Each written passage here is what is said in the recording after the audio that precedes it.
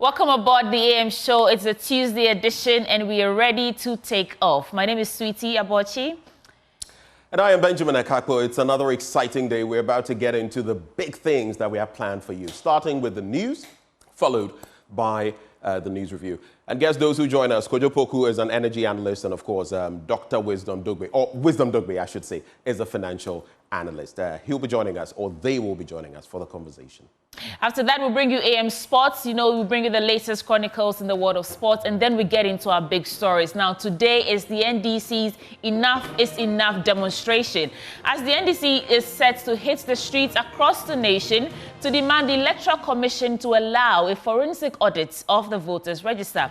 The party says the protest is essential to safeguarding the integrity of the 2024 presidential and parliamentary elections. So NDC's concerns and, in fact, preparations and even the demonstration in itself we'll bring you updates on that. Joining us in the studio for that conversation will be Dr. Adumaku Kisi, who is MP for the Anya-Soutom constituency. We'll also have Kwame Zu, the former Ashanti Regional Secretary of the NDC, as well as Professor Seydou Mahama Lidu. He's a political scientist and the head of political science department at the University of Ghana. They'll join us to put the issues in perspective for you.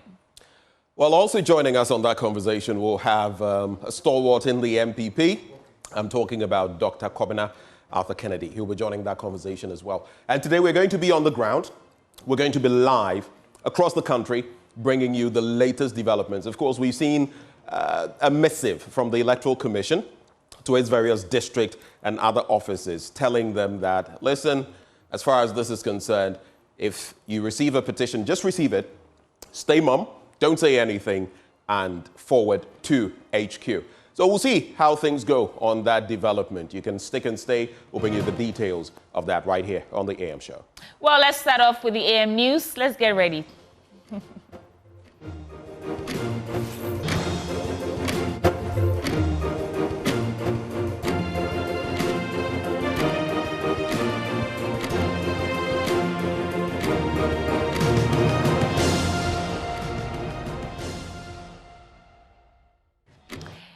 This is the AM News. Let's get into the details. But let's start from our election headquarters, which is brought to you by Petrosol Platinum Energy, Energizing Dreams, the Chartered Institute of Management Accountants, CIMA, and the American Institute of Certified Public Accountants, AICPA, together as the Association of International Certified Professional Accountants, German Ozone Medical Center, Alternative Therapy, Dental, Wellness, and Beauty, as well as Chopbox Technologies, a convenience service, and Youth Bridge Foundation, bridging the gap for positive youth development.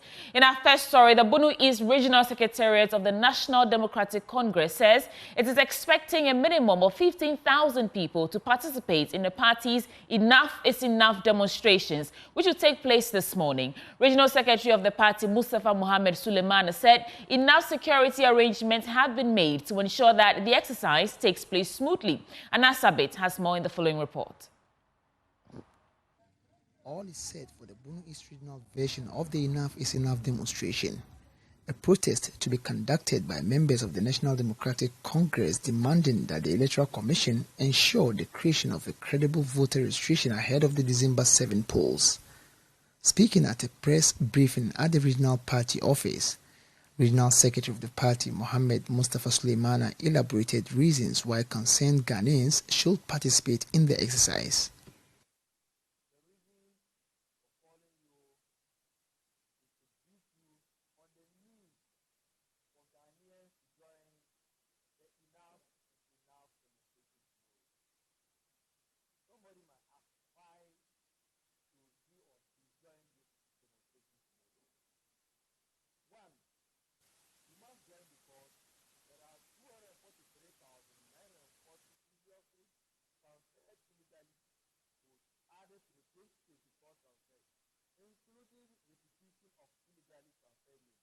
Regional organizer of the party, Prince Opoku Mensah, noted that a minimum of 15,000 persons are expected to participate in the walk, which is set to commence at the Tichman Zongo LA Park.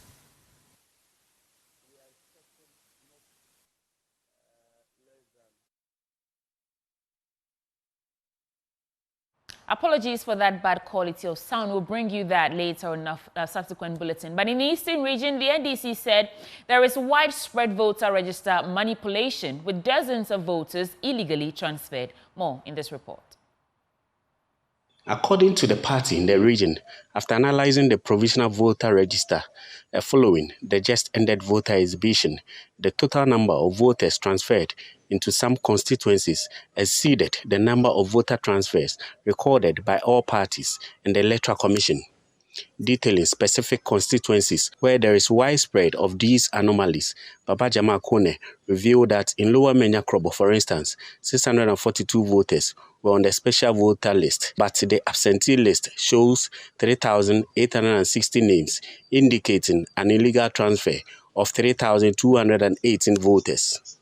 He stated that Nkoko and Nsawam Adwajiri also showed similar discrepancies with 2,240 and 2,826 illegal absentee transfers, respectively. Police station to areas that they are not even aware. In Lower Manya Krobo, the total number on the special voters list, as it stands, is 642. But the total number on the absentee list is 3,860. The current register contains 640 special voters. On the absentee list, 3,860 voters are in the Lower Manya register, telling us that a whooping number of about 3,218 voters have been illegally transferred from Lower Manya Krobo without their knowledge, without their notice. So on the election day, one may go to the constituency, go to his or her police station, decide to go and vote, but they will go through the list and his or her name will not be found. In Nkoko, the same in Nkoko, that they illegally transferred 2,000 plus votes, they have decided to illegally transfer 2,240 voters outside. They've taken 2,240 voters out of the Nkoko register. It means that on the election day, 2,240 voters will not be able to vote in Nkoko because their names will not be captured in the various police stations. In Nsawam Adwajiri, 1,126 names have been captured on the special voters list. However, the EC has been able to illegally transfer 2,826 voters from the Nsawam list. So when you take the Nsawam register, when you go to the absentee list, you realize that 2,826 voters have been taken out of the register. Therefore, these people will not be able to vote on the election day. The party, suggesting how these discrepancies can be resolved, reiterated the National Party's call for a roadmap to conduct a forensic audit of the voter register. We call for a forensic audit to ensure a clean register for free, fair, and transparent election. The EC must publish a clear timeline for correcting these discrepancies before printing the final register to avoid chaos moving forward. What do we have in plan? As what do we have in place? The reason we are going on demonstration tomorrow, because the Electoral Commission, after meeting our national executive, promised us that they were going to make sure that the discrepancies that have been discovered will be corrected.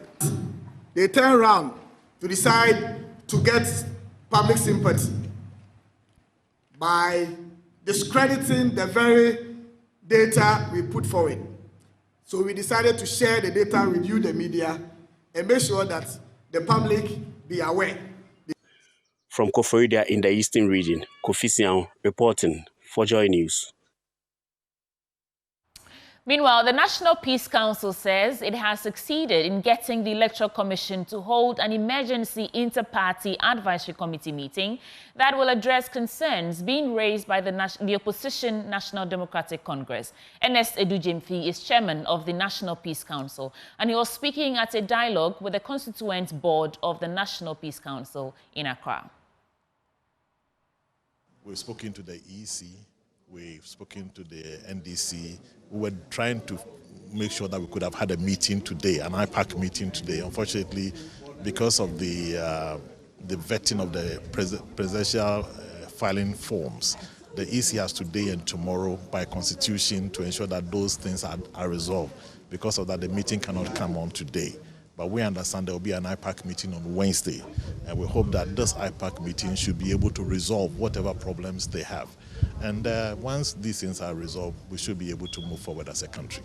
It appears that might be coming late because the opposition party has announced that they will hit the streets in the next 24 hours. Have you maybe tried to reach out to them or some of the stakeholders just to calm nerves ahead of that exercise?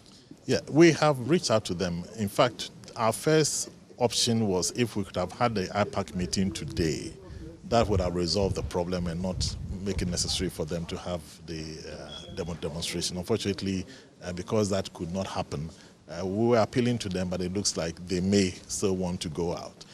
We've had a meeting with the IGP. He's assured us that they are going to make sure that nothing happens. My appeal to the people who may go on demonstration is that you have a right to demonstrate, but let it be peaceful. Don't go and cause any trouble. We don't want a situation where some people go and cause trouble, something else happens, and then you come back and accuse somebody. Finally, to audit or not to audit the register? That's been the conversation out there. Does the National Peace Council have any position on whether or not we should go ahead probably with an independent audit? The first issue is present whatever grievances you have. Can we deal with them? If we're able to deal with them, it ends there.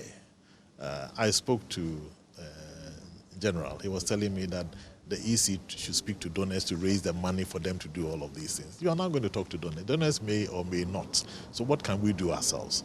So let's present whatever issues we have. Let them look at it. If it's able to resolve the issues, we are done. We move forward. If it's not able to resolve the issues, we sit down and look at it. Okay, what other option do we have?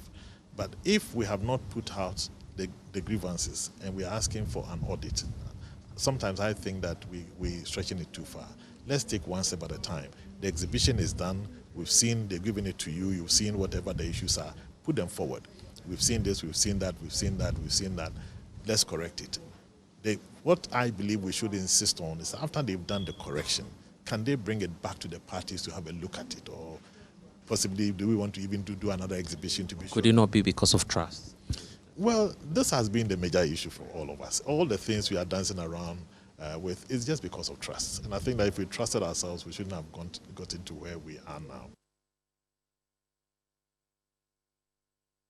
Former General Secretary of the Ghana Medical Association, Professor Titus Kofi-Beyu, has assured the people of Lambussie constituency that he will provide quality and accessible leadership. Speaking at the launch of the party's campaign in Hamile, he accused the NPP of failing to deliver on their mandate. Joy News Upper West Regional Correspondent Rafiq Salam reports from Hamile. Before they gathered for the campaign launch of the party in the constituency, maze of faithful supporters of the party took a walk around some streets in the Hamile township to re-energize the base of the party and to drum home the message of the need to return John Dramani Mahama and the NDC to power. The second mission is for them to win back the Lambussie seat they ceded to the NPP, who they blamed on disunity. They are now sending a strong signal to their opponents of the party's readiness to reclaim the seat they believe is their bona fide property, representing the dreams and aspirations of the party. To ensure that mission is accomplished is the former General Secretary of the Ghana Medical Association, Professor Titus Kofi-Beyu. He pledged to the people to give them not only leadership of service, but one that they will be able to have access to. Professor Titus Kofi-Beyu accused both the Lambussie DCE, Gerald Naluri, and MP for Lambussie, John Yelville Baligi of failing in that regard. Lambussie has suffered from lack of credible leadership in the past 4 years. We have an MP you cannot find. He has no office in the constituency. To find him or the DC, you have to go to a hotel to see them. We have a DC who lives in a hotel for the past 4 years, while there's a bungalow for him. This is the type of leadership we want to end. We have a DC living in a hotel when the district ambulance has no ties and must be provided by the parliamentary candidate of the NDC. We have a DC living in a hotel, MP very comfortable when the only fire tender we have no battery, no pumping machine, and cannot move. This is the type of leadership we have suffered. We are perhaps one of the few districts that you will never see a mock exam being organized for our DC candidates in the past 3.5 years. This is the type of leadership we have suffered, and we are looking for a new set of leadership of service that will be available to the people. Whilst the district chief executive for Lambussie, Jilan Naruri, considered that he is staying in a guest house because of ongoing renovation works at his official residence, the Lambussie legislature, John Baligi, has strenuously denied the allegation. The consultant obstetrician and gynecologist opened up on some projects that he embarked on and will continue with when given the nod. District has no scholarship. People who pass and need help in secondary school have to apply, go to the MP, and please, if you are not a politician, you won't get it. I have pledged that within the first 3 months when we come into power, we will put into place modalities to establish a scholarship scheme to support students from here. We have no library in the entire district. I have said that we will set up a district library with computers to help people to study. Our road network is bad. We remain the only district, and I keep saying it, without an inch of tarred road. The tarred road you see here is a transnational road, and that's all. We need to improve the lot of our people. Former minority leader in parliament, Harun Idrisu, took a jab on the leader and flag bearer of the MPP, Dr. Mahmoud Baumia, for the mismanagement of the country's economy. The amount of money that was spent on the National Cathedral, 998 million can fix the water system in Hamilton.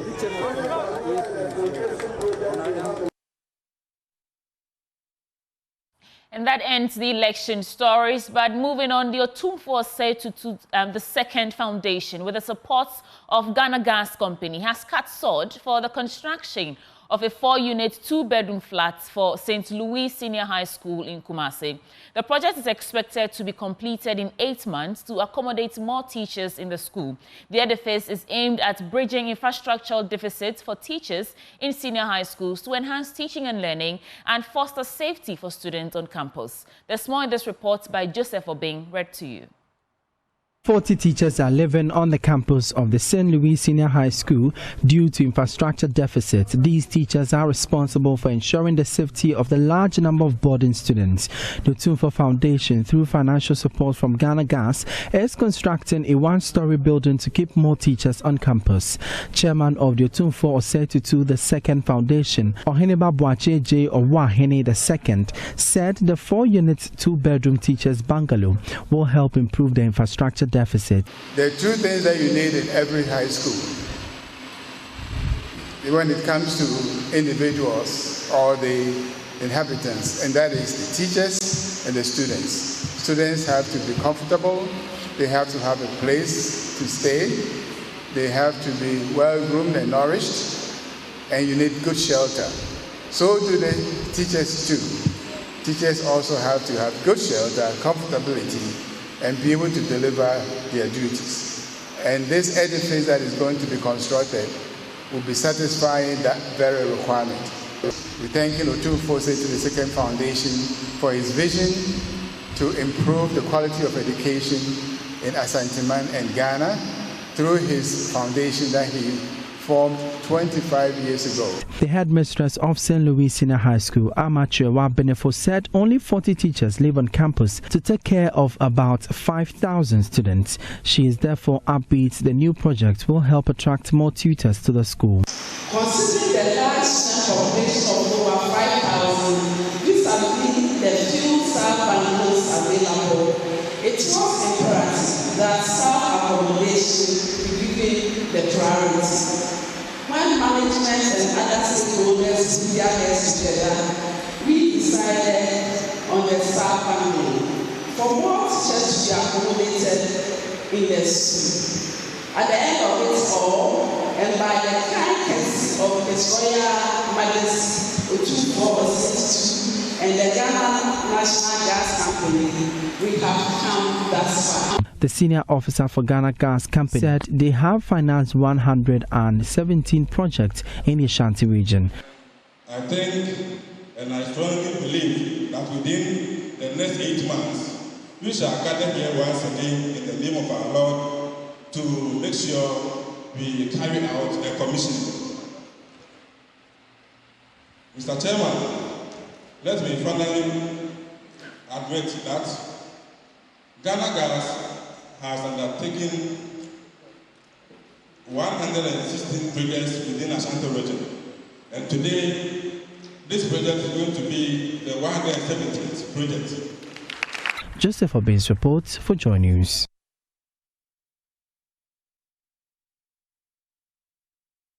Coming up next is Business Update.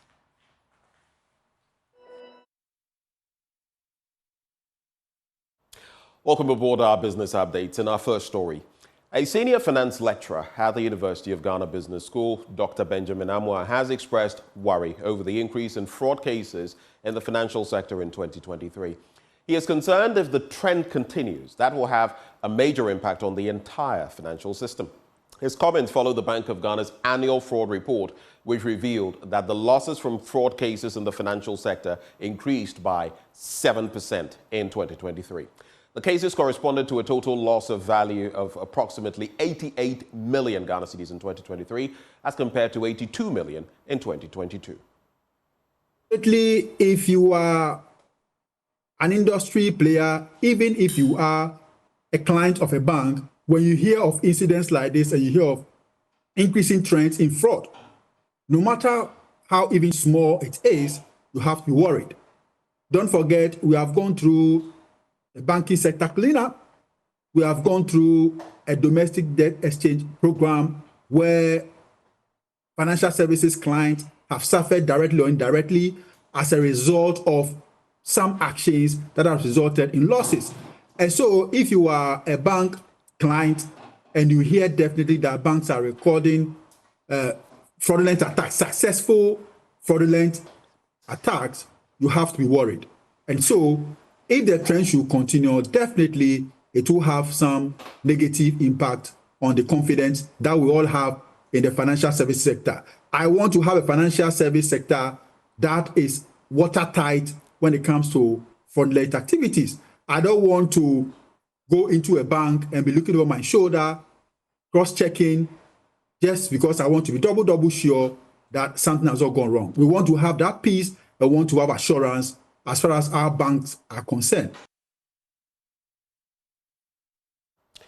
Now, more oil marketing firms are reducing the prices of petroleum products at the pumps. Petrol has witnessed one of the biggest drop-ins in recent times, going down by 1 cedi per litre. Meanwhile, the price war between GOIL and Star Oil has intensified. GOIL dropped its prices this morning at the pumps, and Star Oil followed with some significant drops at the pumps around 8 a.m. today.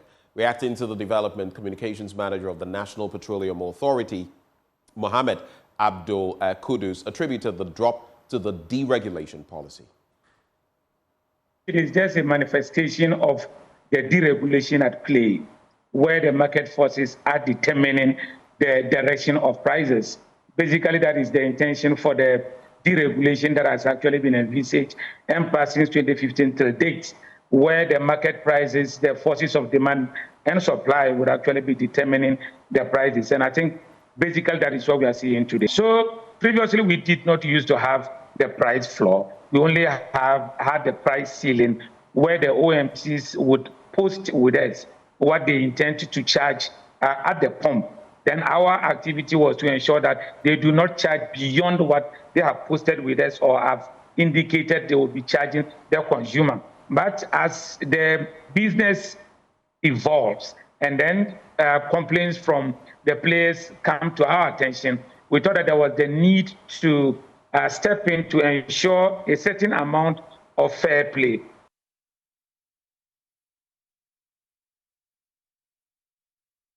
Well, that's it for the stories, but let's look at our currency market now.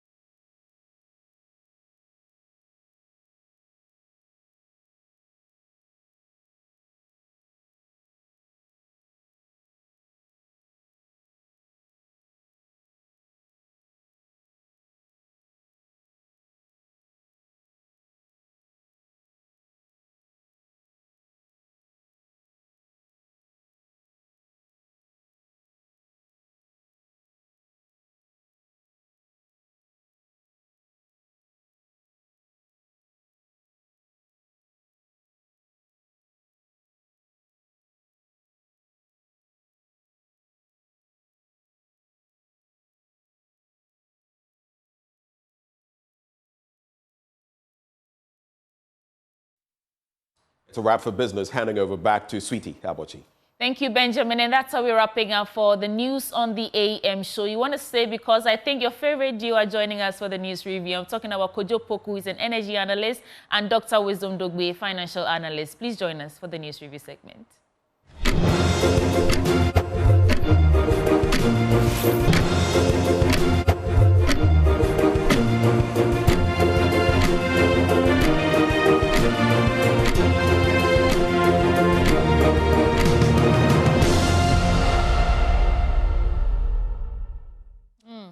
Welcome back. Time now for the news review, and we'll be joined by our guest shortly. But before we get into that, the Energy Commission and the Ministry of Energy, in collaboration with the Ghana Education Service and the Ghana TVET Service, present the 5th edition of the Energy Commission's Senior High Schools Renewable Energy Challenge.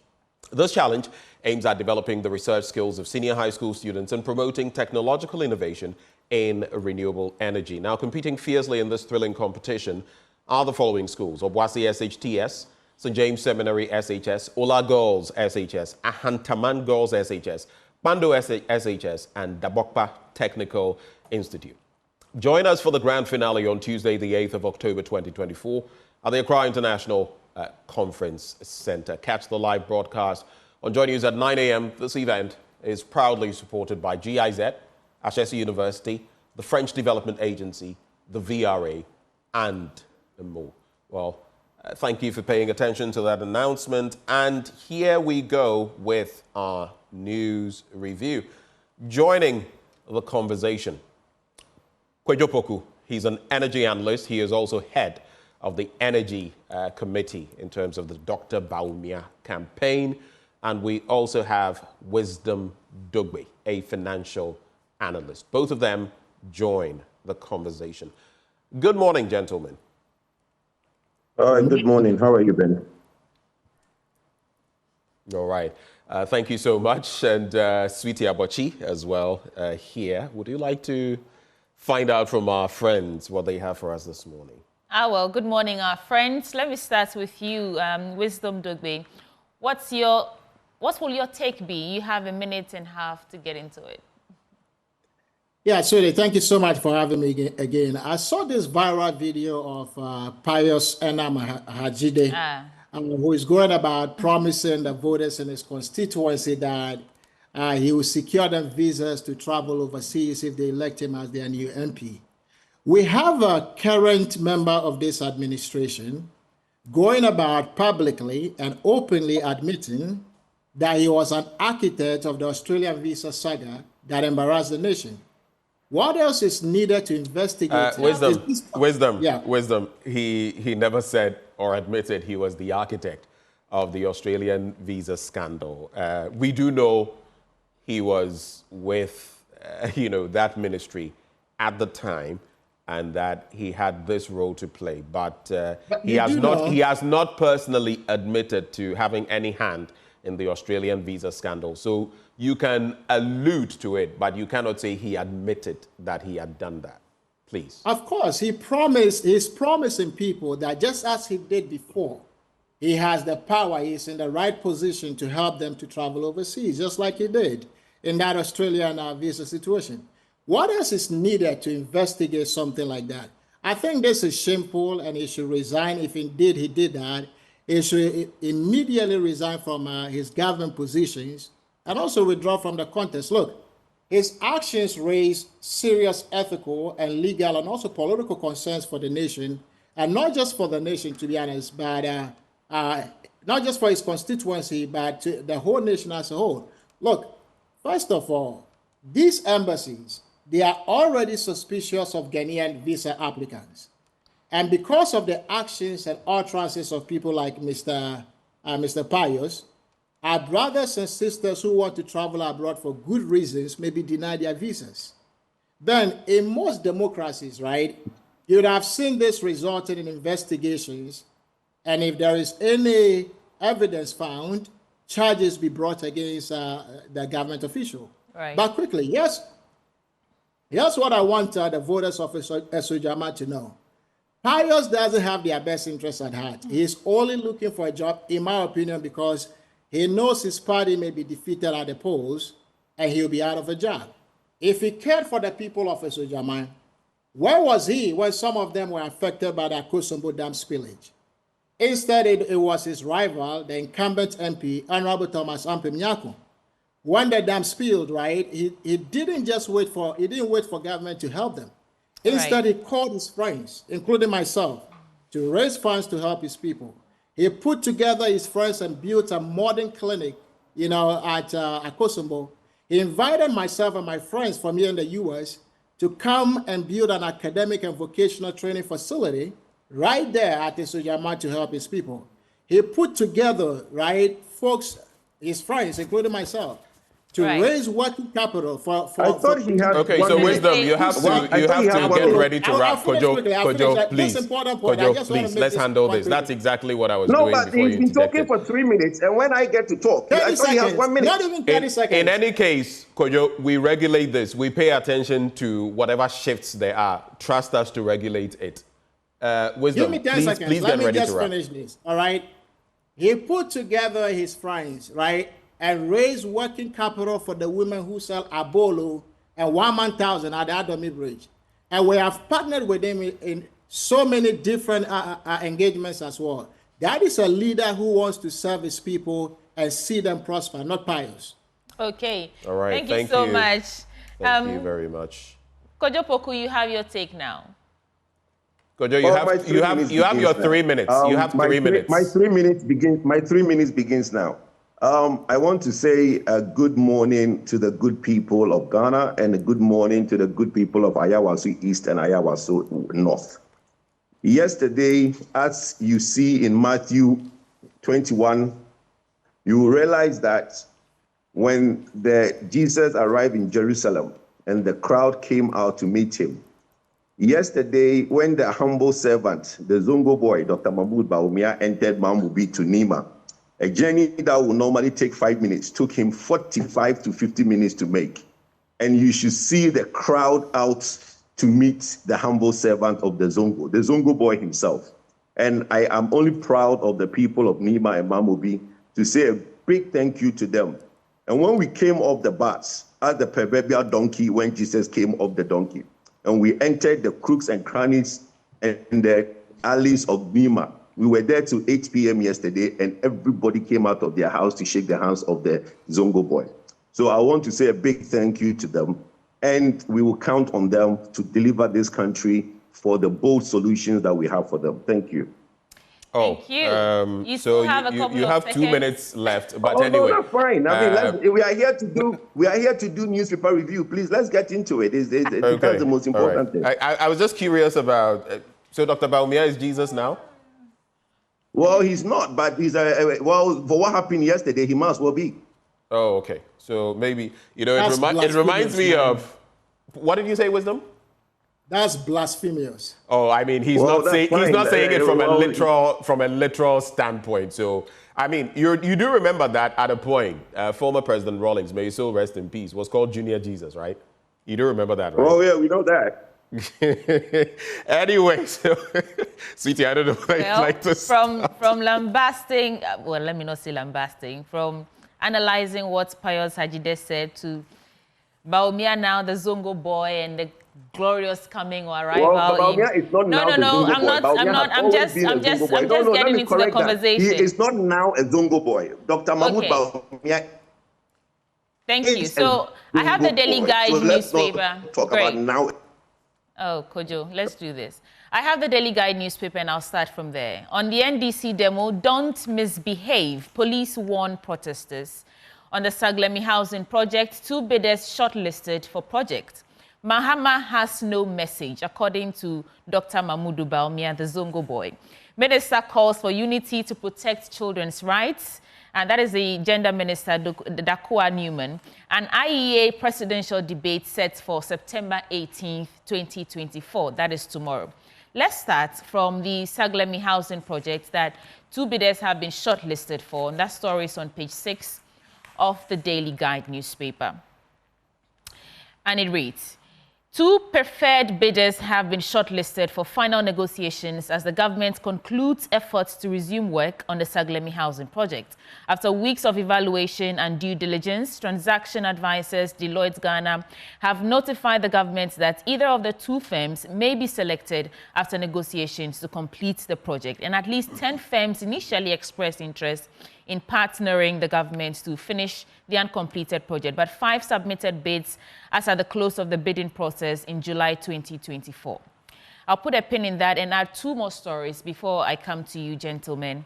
I want to do the story about the IEA debate set for tomorrow, September 18th, and this is also here on page 6 of the Daily Guide. So the Institute of Economic Affairs will, from Wednesday, September 18th, hold its presidential debate ahead of the December elections. And chairman of the 2024 Presidential Debate Committee and past presiding bishop of the Methodist Church Ghana, Most Reverend Dr. Paul Kwabena Boafo, who announced this in Accra, said the debate aimed at advancing multi-party democracy as well as promoting issues-based elections campaign in Ghana. The question I'm asking is Mahama showing up? Is Dr. Mahmudu Bawumia showing up? The independent candidates, are they all showing up for this debate? But you know what the rhetoric is, right? The former president's team has said that because, you know, in the past, the current vice president was himself vociferous that he should go and debate the nurses and Kayaye and the rest. But on the other hand, we've heard from the MPP, Dennis Miracles Abwaje, has said that the only way Dr. Bawumia participates is if Mahama participates, because for them, he is the only contender in the election. So what it means is, as we sit here, most likely 90+% possibility, neither of them will show up for that debate. At least if you have to look at the positioning of the 2 sides. Short 24 hours for us to see, right? Well, let's see. let's see how that turns out. And one last story before I come to you, gentlemen. On the NDC demonstration, I think that's the biggest thing happening in the country this morning.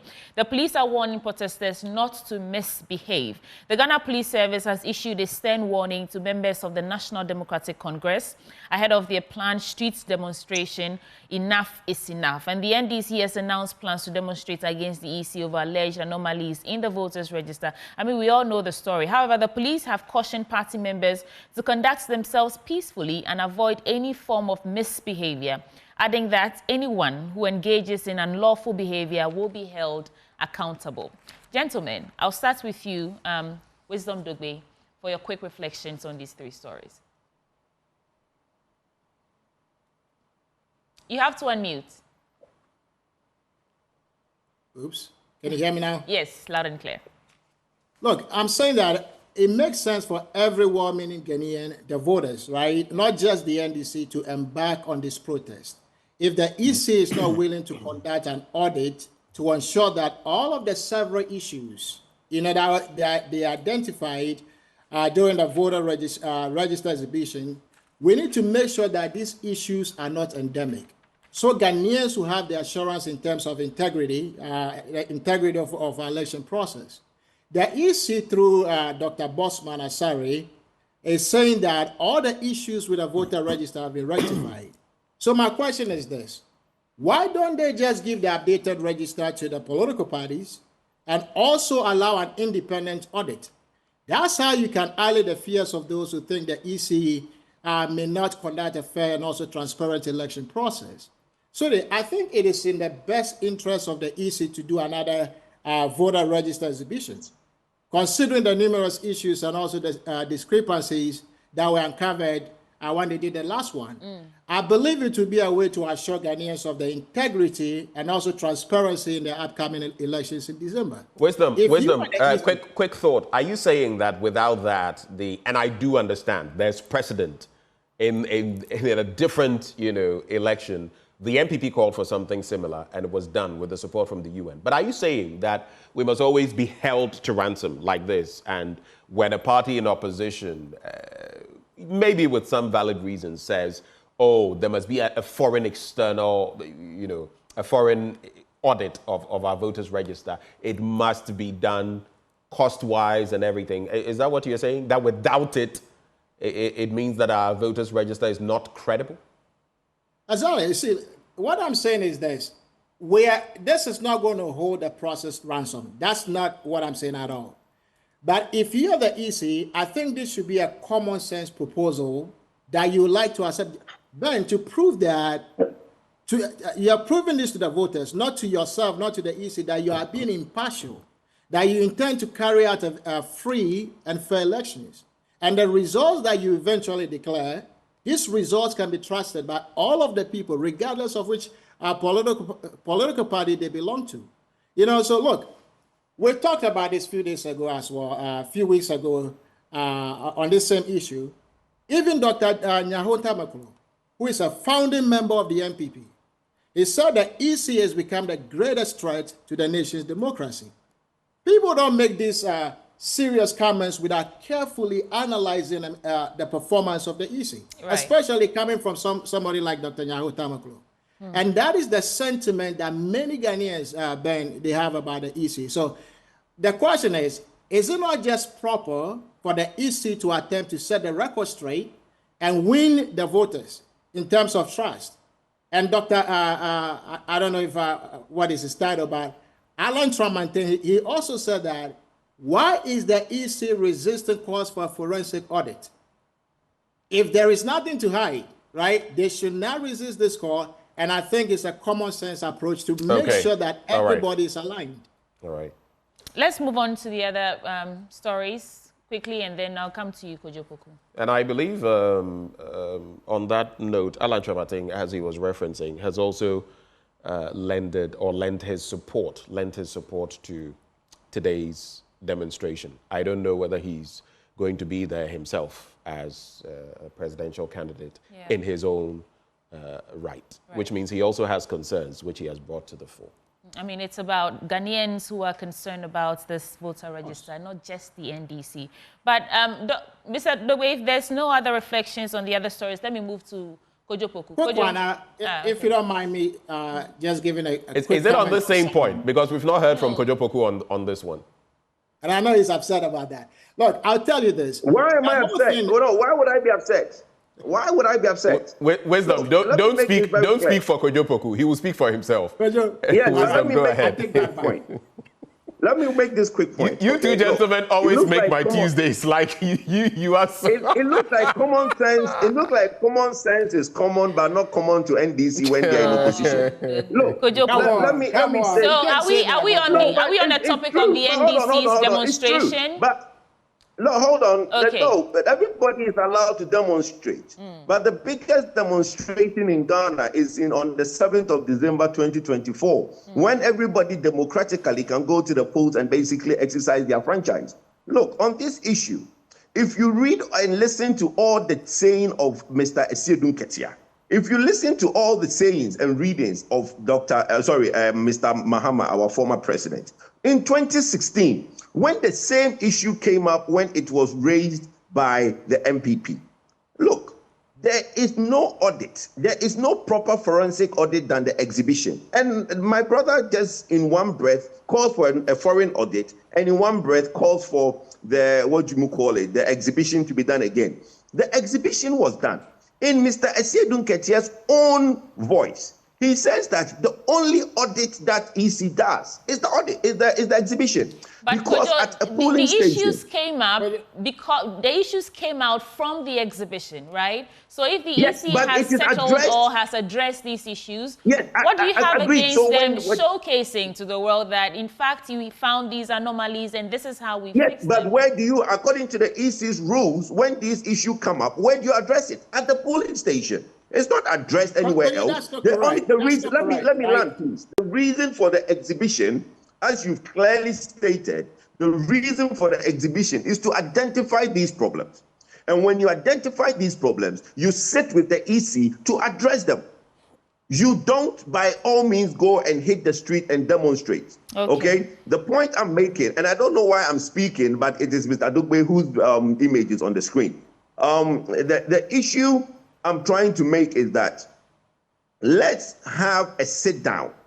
We've had precedents on these issues where in 1992, there was a boycott of the election by the MPP. It didn't stop the democratic process. Look, we all remember there was only one opposition. So we move on to other stories. Okay, I will be. There was only one opposition in parliament in 92, my late mother, Iron Lady Rebecca Hawa Yakubu. And we all saw what happened in 92 to 96. Then people regret not going to parliament. So demonstration is, yes, you're expressing your will. But what you need to do in this time is to campaign, have a message, and then take part in the polls. And if you have issues, address it through the IPAC or one-on-one with the EC. Demonstrating will not solve the issue. The point I am trying to make is that if you have problems, and nobody's saying that maybe there isn't, go to the grassroots and resolve those problems at the polling station with the EC. All right. All right, gentlemen, just so you know, we have just about 16, 17 minutes. So if we push you with time, don't start crying foul. We want to do more with the papers we have. I mean, well, quickly on the debate. Quickly on the debate, if you want me to say something on there. Yes, as at last night when I was leaving the flag bearer, there was no indication that we are going to participate in any debate. Dr. Bawumia is ever ready to debate Mr. Mahama. Mr. Mahama is the one who is saying that he's not prepared to debate. He shows up. We don't even need time. Look, our man argues with data. If 1 minute to the time he shows up, we will show up. All right, let me just ask you this on the back of wisdom, hold for me. Who is more important to you in this election? And when I say you, I mean the MPP. Former President Mahama or the voters? Because today you have said to us that those who matter, those who will determine in the end are the voters come December the 7th. So if that is your concern and former President Mahama is not your concern, why will Dr. Bawumia not go ahead and participate in the debate if the people of Ghana are his interest? Kojopoku, that's for you. Yeah, but okay, Ben, that event is a debate. So you have to debate somebody. Yes, but other presidential candidates are showing up there. We are going around all 276 constituencies to give out our message, our bold solutions. That we are doing. We don't need a debate to do that. We don't need a debate to do that. Debate is to compare notes. Our bold solutions, our problem, 76 as preferred, against the 0 from Mr. Mahama. That's what we want to debate. All right. Let me quickly just rush through this paper and then I'll come to you, Ben. Newmont supports maternal health care. 93 arrested in Wee ghettos. Exchange rates bite Cath fundraising. 2 suspects grabbed over a Tebubu teacher training murder. And Minister calls for unity to protect children's housing. These and other stories in the Daily Guide. Pick one for yourself and get into it. Benjamin. Let's get into the Daily Graphic newspaper. Revive Akosombo textiles to create jobs. That's the Akwamuman Hene appealing to government. High voter turnout expected in 2024 elections. That's according to a study. And, you know, it reminds me of something that Bright Simmons was talking about recently. Back then, when the MPP ahead of, was it the 2016 or the 2020 elections, kept talking about, oh, in fact, I think it was 2016, the electoral register was bloated because certain numbers didn't add up. How could we have more than half the population voting? Turned out to be factual. And it is same now, but it's interesting how some people have forgotten all about that. And now when the opposition, and when I say opposition, I'm not talking about the NDC, I'm talking about a number of the opposition candidates talk about the numbers, then it is, oh, you are not thinking. They've forgotten what happened in the past. But anyway, 500,000 herbalists unlicensed, regulatory council begins clampdown. This story got me. 500,000 herbalists unlicensed, regulatory council begins clampdown. Before I even get into the story, I think it was it in Koforidua that I was many, many years ago. This was around 2009. And I keep saying, I saw this gentleman come to the regional hospital. His skin was, you see, when there's a famine and the land is parched and there are cracks, like, that's how his skin was. And pus was coming out. It's one of the most heart-wrenching things I've ever seen. This man was not more than 22. What had happened, I think he had some form of fever or something, and a herbalist had given him some concoction. Apparently something in there, his body, he must have been allergic to, he didn't know. It killed this young man.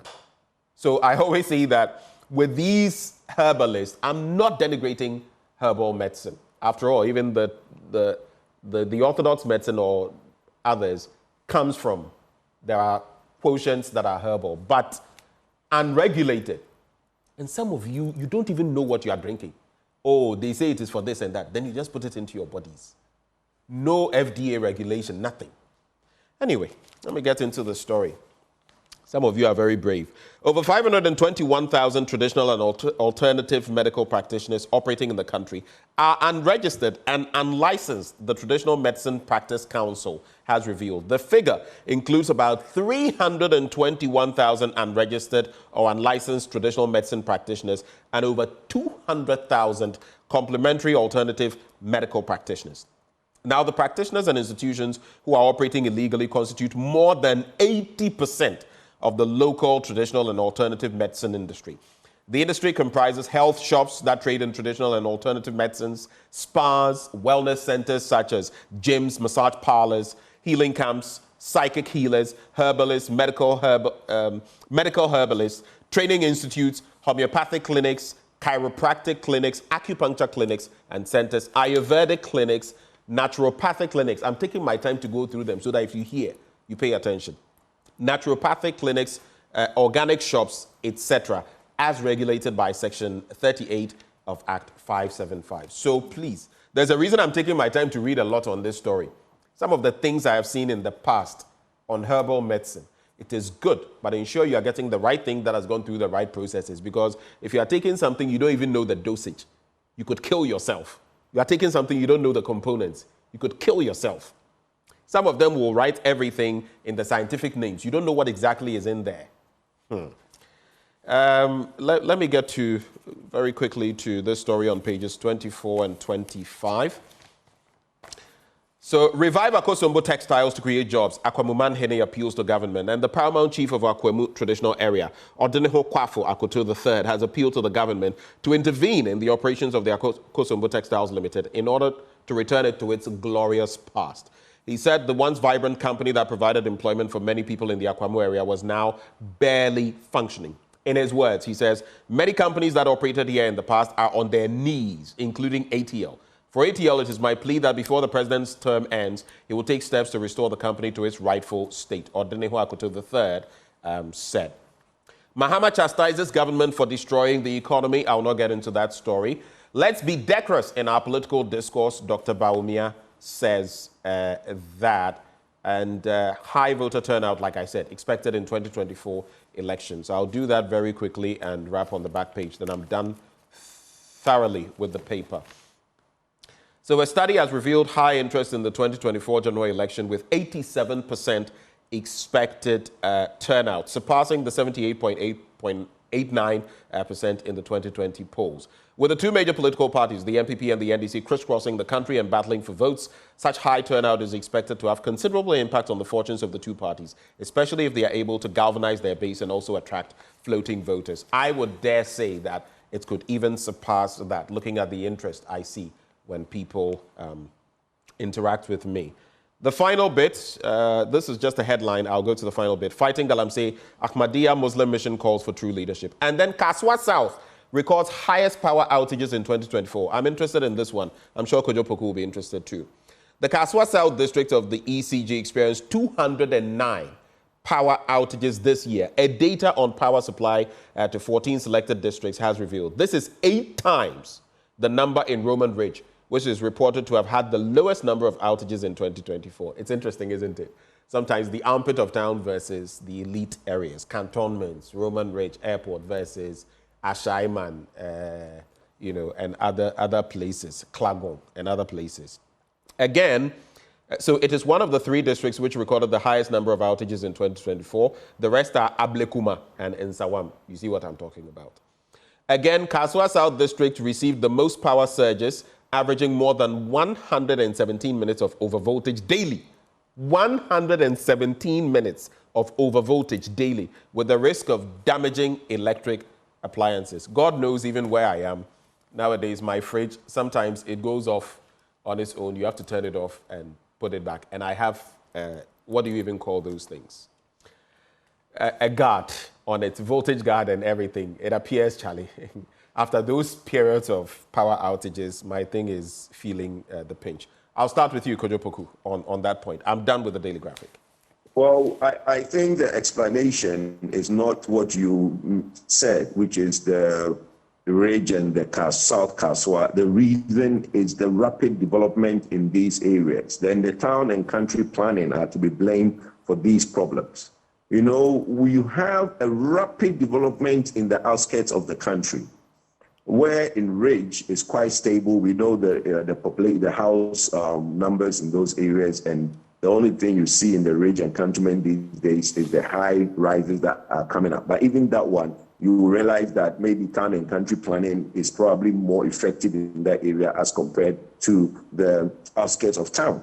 So it's the densely population of the South Kaswa area that creates the surge in the power fluctuation which they are recording. So I think the ECG and the town and country planning should basically pay attention to that and rectify that. Nobody deserves to go through that. But look, on the substantive point of the herbal and traditional medicine, when we were in Kumasi, we interacted with the herbal and traditional medicine people, and they had some views and proposals for Dr. Mahmoud Bawumia, and we took it into consideration. They need research, R&D, research and development centers and tech centers to be able to do their work. And I think that is what is needed. Most of them are doing good work, but it's just unfortunate that the R&D, which goes into their final products for them to get accredited by the Food and Drug Board, is where the problem is. So there's a need to support the traditional and herbal medicine space for them to do the needful. It's a big industry in Ghana, and if they are supported, I think they can do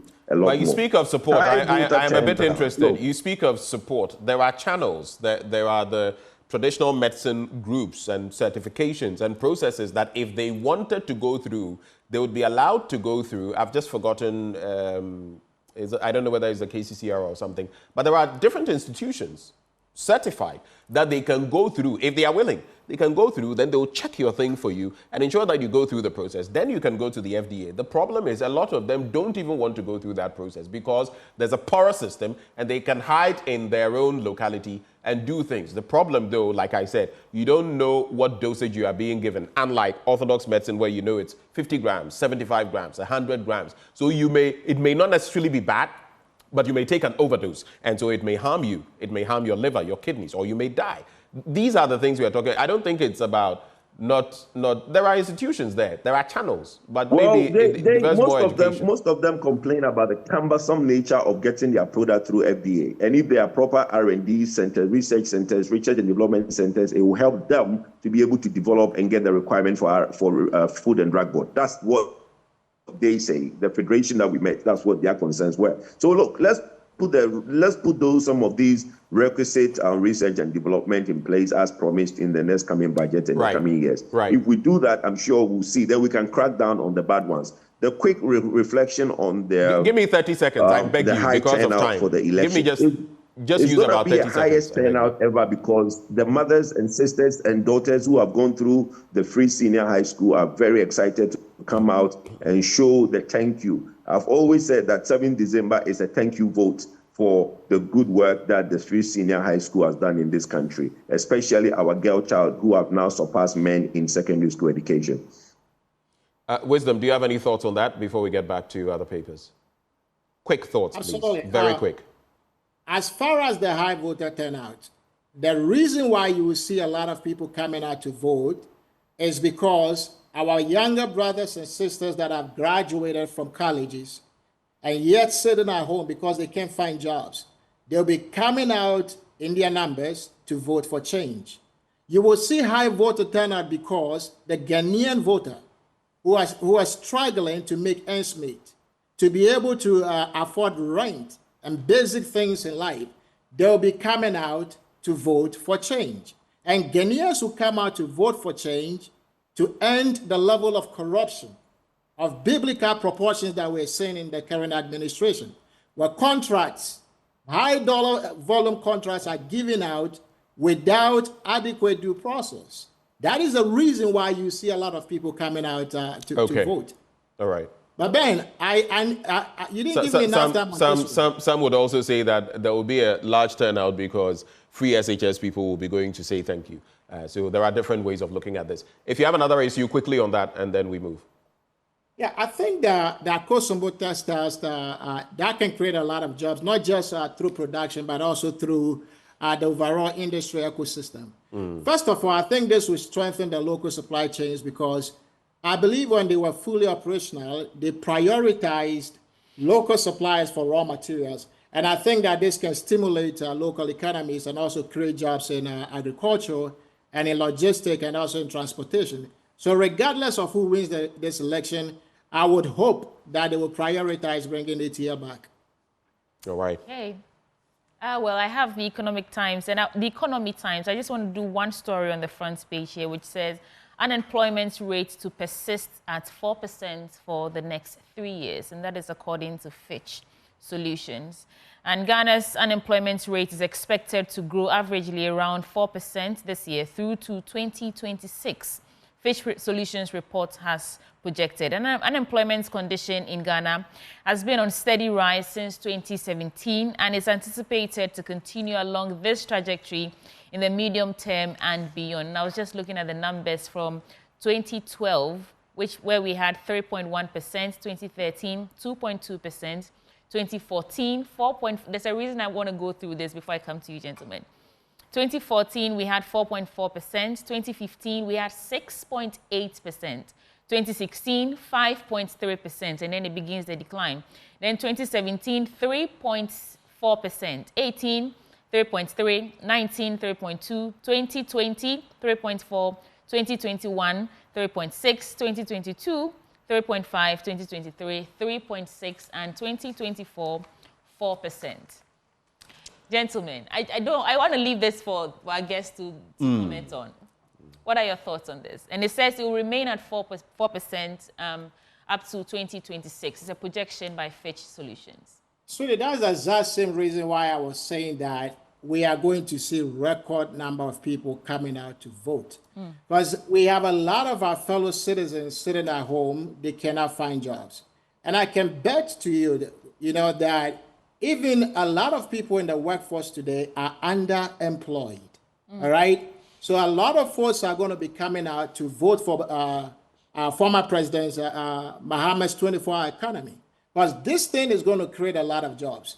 I understand, and Kojo and I, we can agree on this, that once we are able to solve the energy crisis that this administration have created, 24-hour economy, it becomes a very feasible initiative that will create a lot of jobs for our people. Okay, I just want to add that in 2014 and 15, Kojo, hold for me. 2014, we had 4.4. 2015, we had 6.8.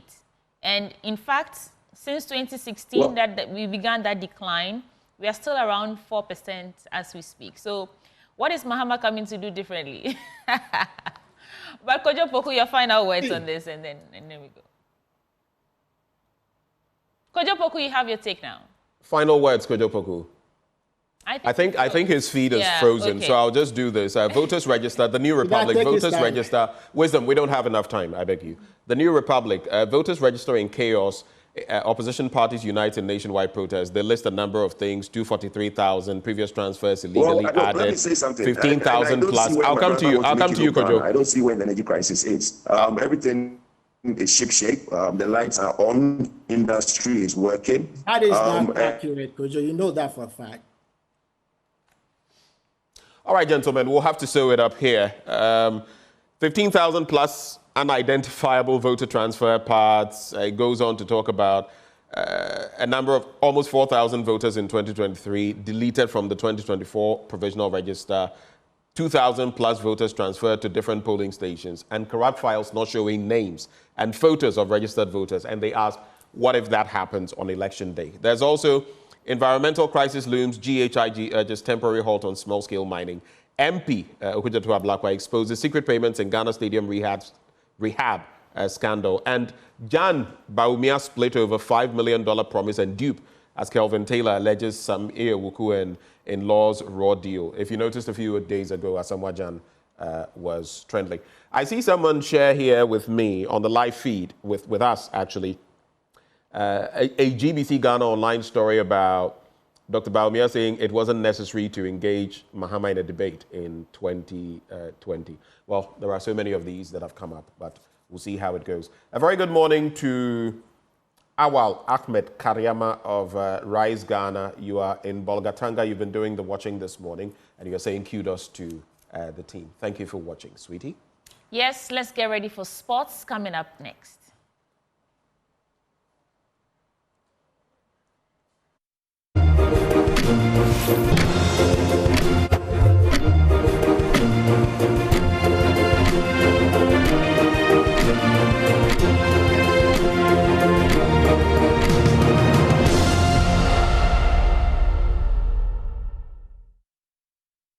Good morning, everyone. Welcome to AM Sports here with me, Muftaro Nabila Abdullah. The president of the Confederation of African Football, Dr. Patrice Motsepe, has berated Ghana and other countries of not supporting the development of football in their countries with poor infrastructure. According to him, members of the Confederation of African Football that has to play their international matches out of their countries frustrates him. He was speaking at a press conference in Nairobi. There's nothing that frustrates me more than a national team or a football team from Kenya, bad example, because you've got wonderful facilities, but from a country to go and play outside.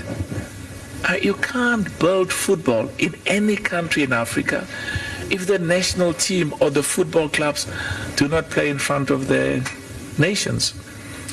And that's why the passion of President Ruto and his commitment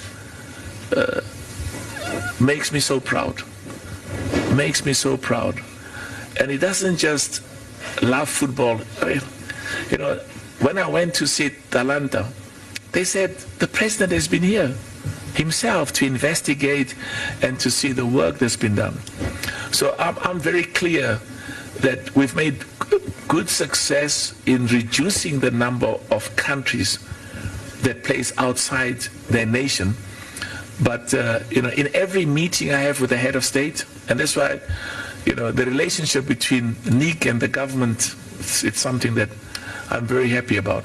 Because in every country, the emphasis is let's work together to make sure that we've got at least one stadium that's at the FIFA and CAF standards. In Ghana's case, it appears heads are beginning to roll following an order from the presidency for some people who were responsible for renting out the facility that has led to the withdrawal of license to host CAF and FIFA international matches in the country. We understand that the president has ordered for the sacking of some individuals, and as and when those people are sacked from their various roles, we'll be sharing that with you in our subsequent bulletins. But let's still stay with the president of the Confederation of African Football, Dr. Patrice Motsepe. He toured the facilities that will be hosting the next CHAN tournament and AFCON 2027. He says CAF wouldn't have taken a better host of these tournaments other than Kenya, Tanzania, and Uganda. We've got an immediate, exciting competition which will include some of the most successful, most popular football nations in Africa. We expect hundreds of thousands of tourists and visitors, and of course the CHAN attracts a lot of media coverage in Africa but also globally, and the important thing is we couldn't have chosen a better country with Tanzania and Uganda. I'm confident that this CHAN will be the most successful CHAN in the history of this competition, both on the field as well as the media coverage and the interest we're expecting in Africa, but also globally. So I'll be coming back again. There's a lot of engagement that will be going on between CAF and Kenya and Tanzania and Uganda. I must say once more that I'm deeply grateful and very, very proud of the exceptional leadership that President Ruto is providing in relation to the football, the CHAN, and I'm confident that with all of us working together, we will really make African football amongst the best in the world. Before I conclude, my gratitude as well to the head of state of Tanzania, the head of state of Uganda. We've been in touch with them, and also for their deep commitment and the good work that's taking place there. Their stadiums are being built, and we are confident that we'll all be ready for the CHAN in February. And as I said, I'll be paying a personal visit in December. I'm going to come personally to once more reassess, and I'm confident that a lot of progress, and we would have concluded. Soccer Locker is a platform that has been created to have people within the football ecosystem under one umbrella. They say one of their commitments is the development of Ghanaian football.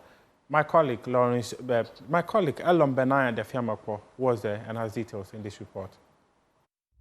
Hundreds of people gathered at the Wembley Plus AstroTurf Park in East Legon to cheer on their teams as they competed for the ultimate prizes. Desert FC claimed the top spot in the final, while Halifax Ladies emerged as champions in the women's category. CEO of Soccer Local, Lionel Foy, expressed his satisfaction with the tournament. Well, today means a lot. You know, today was all about awareness, launching in Ghana, making the Ghanaian public, the football clubs, the players to be aware of this platform. And based on the turnout, the enthusiasm, we believe that it's been a very successful event, so we are very pleased. What the picture we would like to paint is that the manual processes are dead, and we live in a digital world today, and we need to take advantage of that. We need to use digitization to create value within our football ecosystem, but that has to be a joint effort, because if everyone is involved, then it's easier to create that value, and ultimately we want success stories to abound. For example, the two young boys that were recently signed by Barcelona, I am 100% convinced that they are not the best young players in Ghana. But with a platform like Soccer Local, there can be more exposure to hidden talent that is available in the regions, you know, and then such stories can become commonplace. So it becomes the norm rather than the exception. Chairman of the Greater Accra Football Association also believes that Soccer Local will help expose more Ghana Premier League players to the world. Player plays about 30 matches in the name of GAFA. With GAFA, we play about 30 matches seasonally. I'm talking about Greater Accra Regional Football Association Division 2 League. And there's a player who's a goal king. It's only GAFA, League Board, and the teams who know about this player. But the difference now is that as we are trying to embrace Soccer Local is coming to expose this player, help us expose this player to the world. And for me, it's a creation of wealth. It's a motivation factor. Why a player must take his training and his league and his match and his games very seriously. Because Soccer Local is in to expose you, to help you for the world to know about that player. Yes. So for me, that's a unique thing. Soccer Local is here to cure.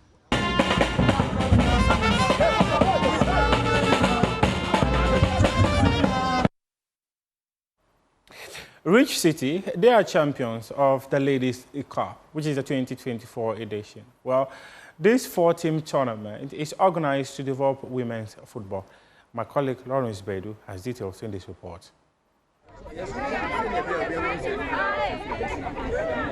The one-day event held at the Medina AstroTurf featured 4 teams: United Nations, Coven Ladies, Wonderful Ladies, and Rich City Women, who emerged as champions.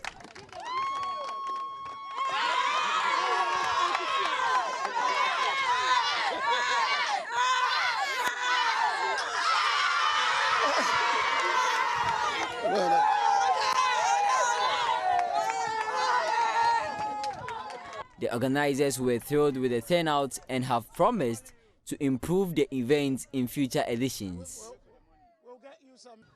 We are looking for excellence, and not just looking for excellence, but also building excellence.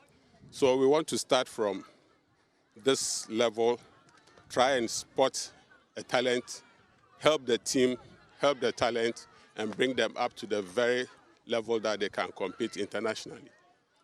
We'll be following up with the teams. We just don't want to bring them together here and then that will be the end. So we'll be in touch with the owners of the teams, we'll be in touch with the coaches. And if there is any support that can be given to them, we'll give them the support that they need.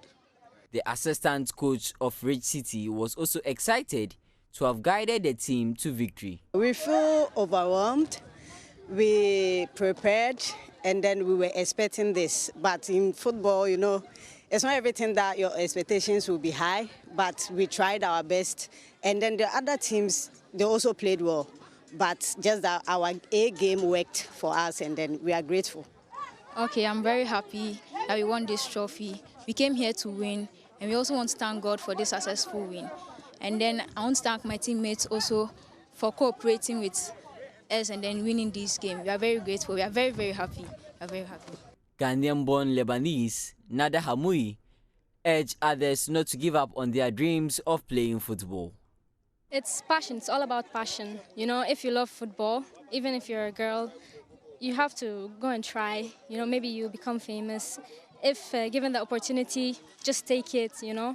It's all about passion. Yeah. United Nations finished in second place, while Coven Ladies took up the third position. The football tournament was organized by Talent Sports Masters in partnership with London-based Elite Project Sports Agency. And that's your show. For now, we do have more sports stories on myjoyonline.com. We appreciate your company.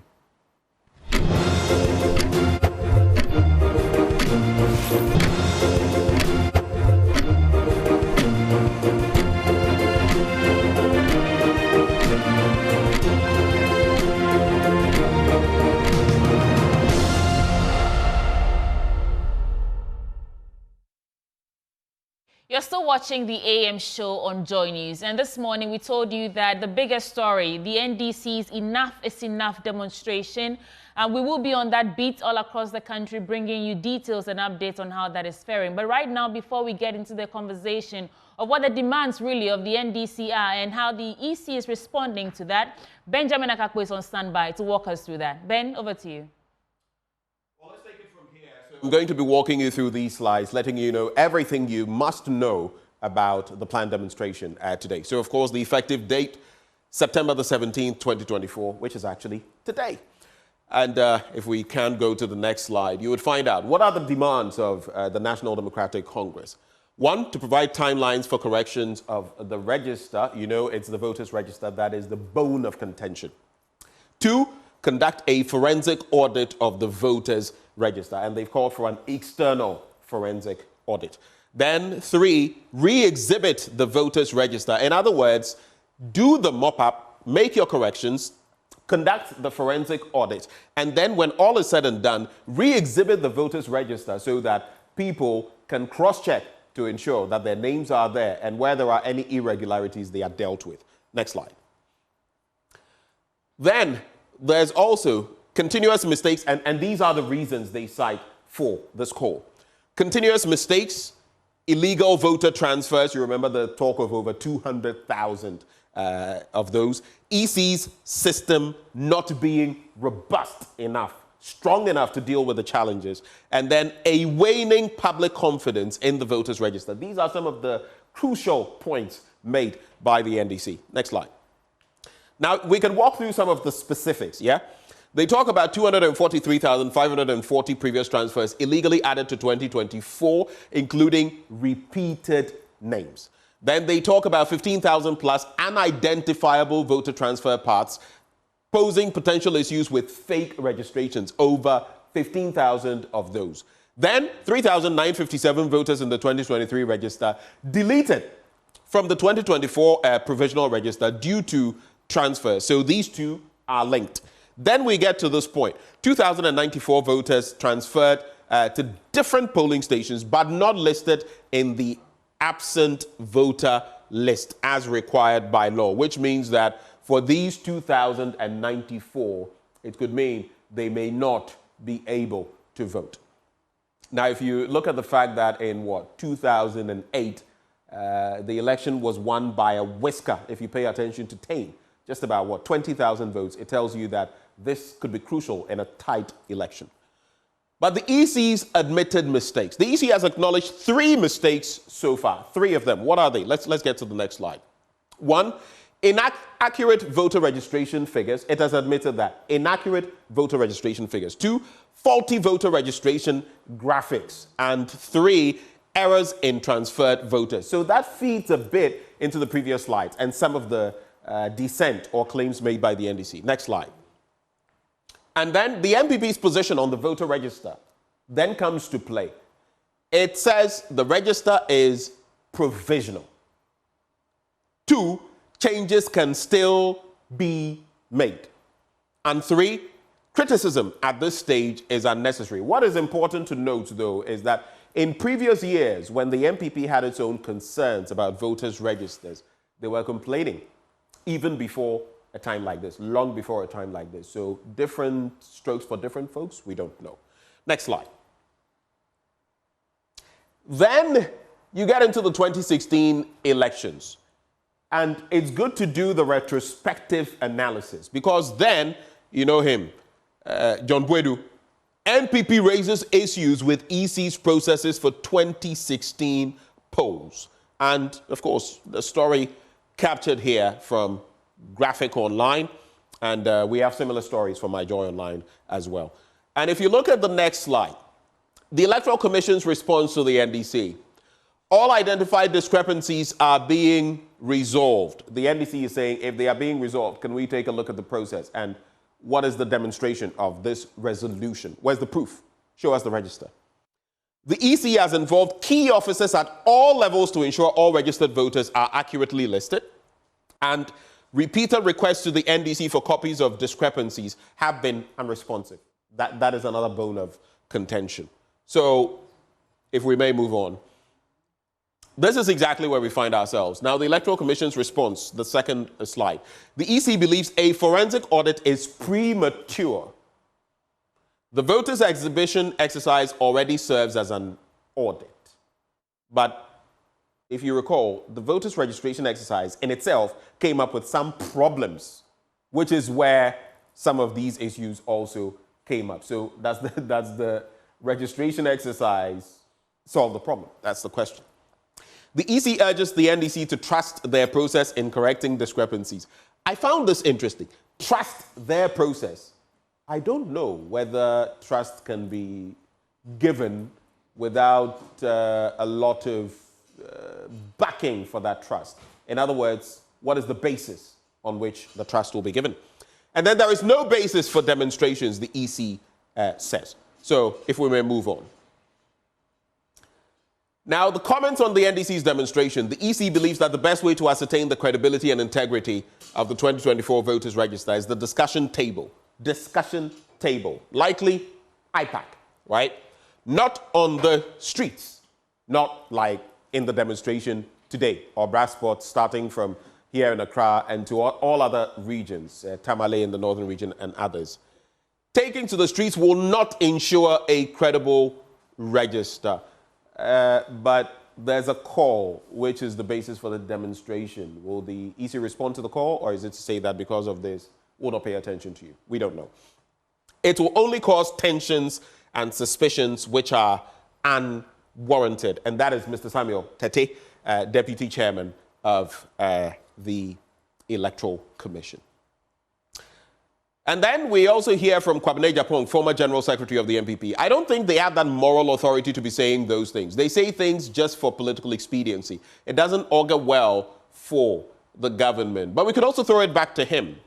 In 2016, did it augur well for, you know, the party in power? Then there are so many dimensions to this to be looked at. And then the Asante Hene Otumfuo said to the second. Changes in the electoral process will occur regardless of the individuals managing it. The system is designed to reflect the will of the people, and that's something we must look at. Is it really designed to reflect the decisions of the people or the will of the people? It must be that to the highest extent possible. And we must remain vigilant to ensure its integrity. However, I also urge political parties to reduce their mistrust and work towards building confidence in the Electoral Commission. And so there you have it. These are some of the prominent people who have spoken to the issues and some of the thoughts that have been espoused, some of the thoughts that have been shared. What do you think? What do you make of the situation? Well, we're joined in the studio by our guests, and we also have others that will be joining us. We'll be on the ground bringing you live action from the different regions. You want to stay with us? We'll be right back after this break as we host our guests in the studio.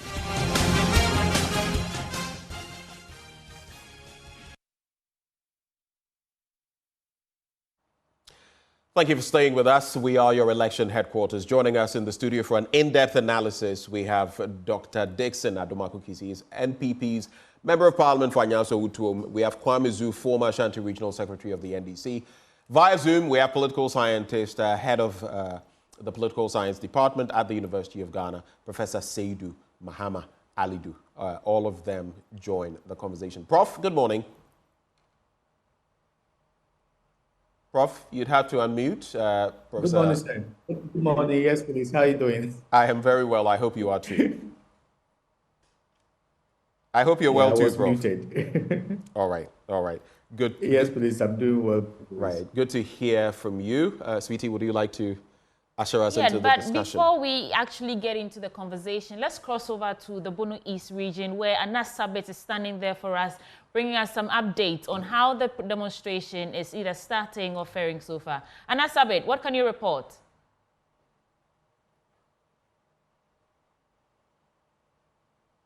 Okay, I think the protesters are now, marching up at the converging point, which is the Kumanzuwe Park. As I speak to you, I've seen a couple of them, dressed in black and red attire. What is quite interesting, though, is that we have currently more police officers. In fact, enough police officers ready to ensure that the protest is held peacefully. They are currently in queue and then preparing to ensure that the demonstration is held peacefully. We have the Ghana Ambulance Service equally there, men from the Ghana National Fire. But But at the other end, you could see from the far end, the protesters now marching up here at the Kismantungo Park to ensure that we participate in the protest. We all know that the party is expecting a minimum of 15,000 persons to participate in the exercise from the Bono East. But quite interesting, like I said moments ago, what is more interesting is the numbers as we speak now, with more police officers than the protesters as I speak. I have spoken with the regional secretary not long ago. He told me that the starting point is at 9 a.m. Obviously, the reason why the numbers not quite, encouraging as I see you now. That is what we are gathering here. You could see members of the NDC or people who are set to participate in the exercise dressed in their red and black attire. Obviously, indecision. They are not happy with the conduct of the electoral committee as far as the protest register is concerned. So this is the best we can report from the situation. More police officers or security personnel ready to ensure that the protest is done peacefully. In fact, more of them are there than the protesters we are seeing. Well, thank you so much, Anas Sabit. In an earlier report that we actually aired this morning, Anas was speaking to, I think, the General Secretary of the NDC in the Bono East region, and he said that they were expecting about 15,000 people. So maybe it's a bit early to judge by what we're seeing, and hopefully the numbers will improve as we go. But let me start with you. Clad in red, when you have Rowan. It is justified, yes. It's a clarion call. A clarion call. Clarion call. What are your expectations this morning? I mean, the EC has already responded to the demands that you've made. You're calling your request for a forensic audit premature and all that. What are your expectations? I think that language is not different from the language of the MPP. Early on, we listened to the conversation of the MPP, and their position was simple, that the voter register is a provisional voter register, and therefore it is amenable to changes. And subsequently, if we had identified certain discrepancies or irregularities, changes could be made. And it is too early to be calling for a forensic audit. The bigger question is, when is it appropriate to call for an audit? Is it when the elections are due? And has the EC itself make it public the time the NDC should be the expectant that will be done with all the correction of the errors? You see, it is not about people who have literally nothing doing and therefore have decided to rock the boat. No. There is a history to where we find ourselves today. If you remember, during the limited registration exercise, even the daily report of figures of people who are registered, the EC entered them in error. When we drew their attention, they claim it is an error. When it suits them, it is either an error or a mistake. I don't know if it's simple infographics. When they suit them, when they err, they are able. They are no, you see, you cannot. The Electoral Commission has made 3 admissions on some of the points you've made, and they say they are working to restore your confidence in the voters' register. Admissions of errors should go with an accompanying step or action to remedy same. Mr. Zhu, hold there for us because we'll elaborate further. Very well. Your initial thoughts, and then we bring in Professor Ali Duseidu, who's on a bit of a time leash, so that we can let go of him and then we can have ample time in the studio. Dr. Adumaku Kizi. Well, let me use this opportunity to say hello to your viewers. I think Ghana's democracy affords all of us to demonstrate as and when we deem it fit.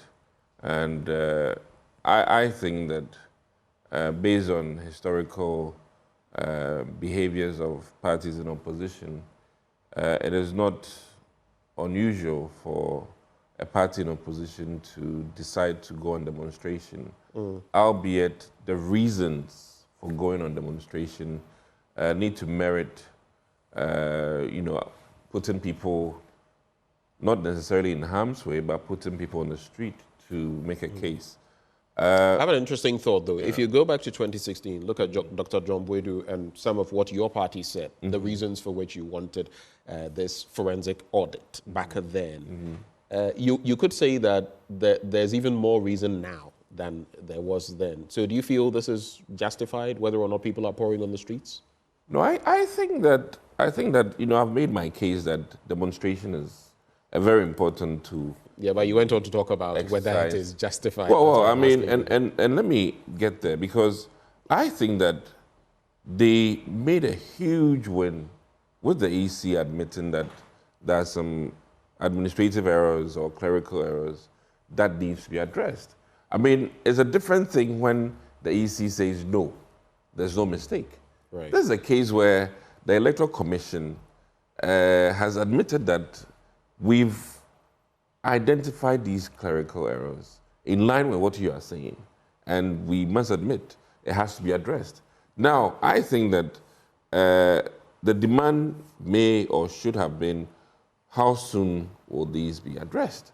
And then beyond that, if you're not getting the appropriate response, then I think you can then go on the streets. And, and you know, after this, I think that even as of yesterday, some inroads had been made. Right. The EC came out boldly or strongly to talk about exhibiting, you know, after the corrections are made. Right. And I think that even in the Northern American jurisdiction, where we would think that everything is correct, they admit their mistakes.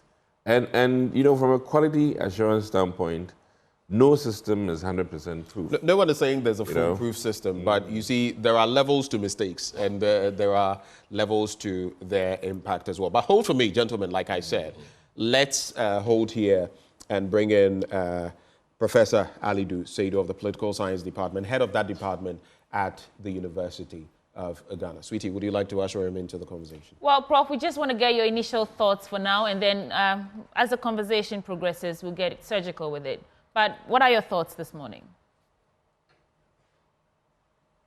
I think every institution goes through a series of reforms as our democracy matures. It's the same way democratic institutions. And I think the call for the NDC, sorry, the call by the NDC for a forensic audit of the voter register is not new. We've had similar calls in the past. And I believe that whenever we respond to these calls in a positive way, it deepens our democratic processes. And there are several ways that you can do this. It doesn't mean that when you are negotiating on the table, you can't go on demonstration. Demonstration, like Dr. Dixon mentioned, is a legitimate means of addressing grievances in a democracy. And that actually brings more attention, but also pressure on the institutions that are required to do the needed reform or audit to be able to do it in a manner that may be earlier than later. So I believe that they can still do the demonstration and still negotiate to make sure that the right thing. And if you look at most of these issues that have been raised, and compared to the issues that were raised in the 2012 election petition, you see that's the same thing. So I believe if you do the right things now, we may save ourselves a lot of money moving forward into an election petition and all things that will create tensions in this country. So I think it's part of the democratic deepening exercises. And once it's accepted, I think it will deepen our democracy moving forward. Just a quick one. You say if we do this now, we could save ourselves from trouble moving forward. The EC has said this is premature. In other words, you are doing it in advance of time. The MPP has also said that it is premature.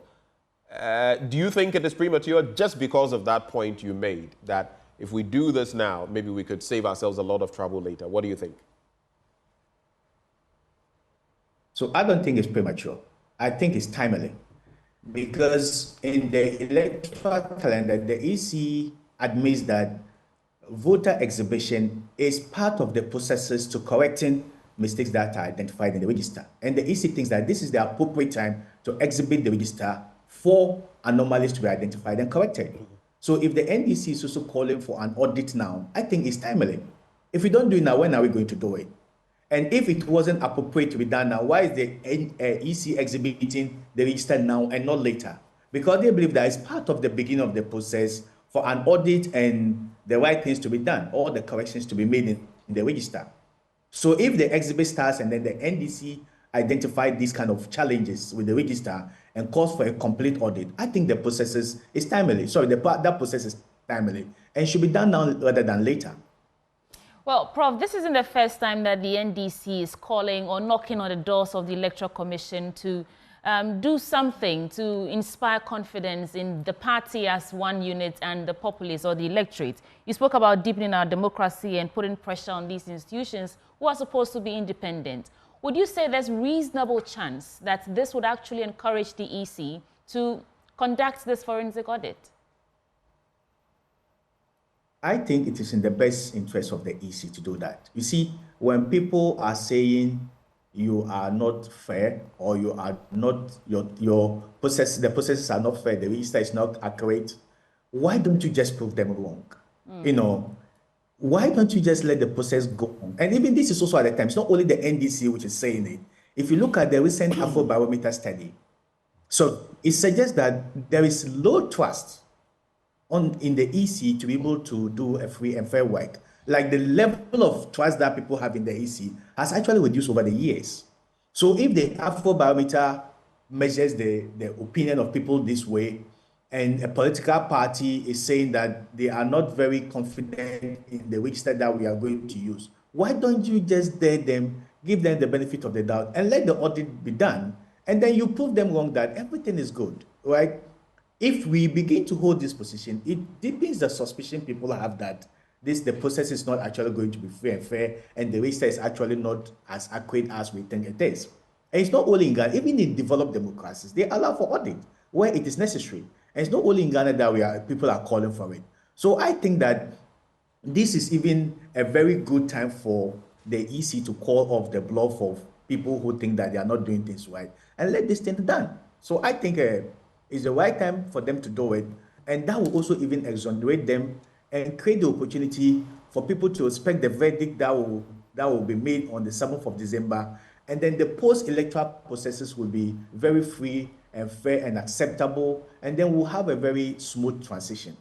If we don't do it now, we are just deferring the protest. So it is good we do it now and solve everything. That we defer it to the election day or post-election. Prof, some would argue that the NDC is trying the EC in a court of public opinion, you know, and the Electoral Commission themselves have said that these are issues that should be handled, at the table. Troubles that will come. I think it's the right time to do it. Right. I think we lost you for a bit, and so I lost some of what you said. But I was just asking that some would argue that the NDC is trying the EC in a court of public opinion, and these are issues that really should be handled in the on the table, IPAC and the other meetings that the EC has with the political parties. Do you lean towards that school of thought? That this should be really an issue that would be handled internally and not make it a public issue now that they're going on a demonstration, and then Ben will come in.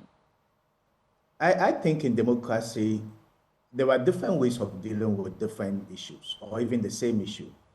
So it is not isolated that you should only sit down and negotiate.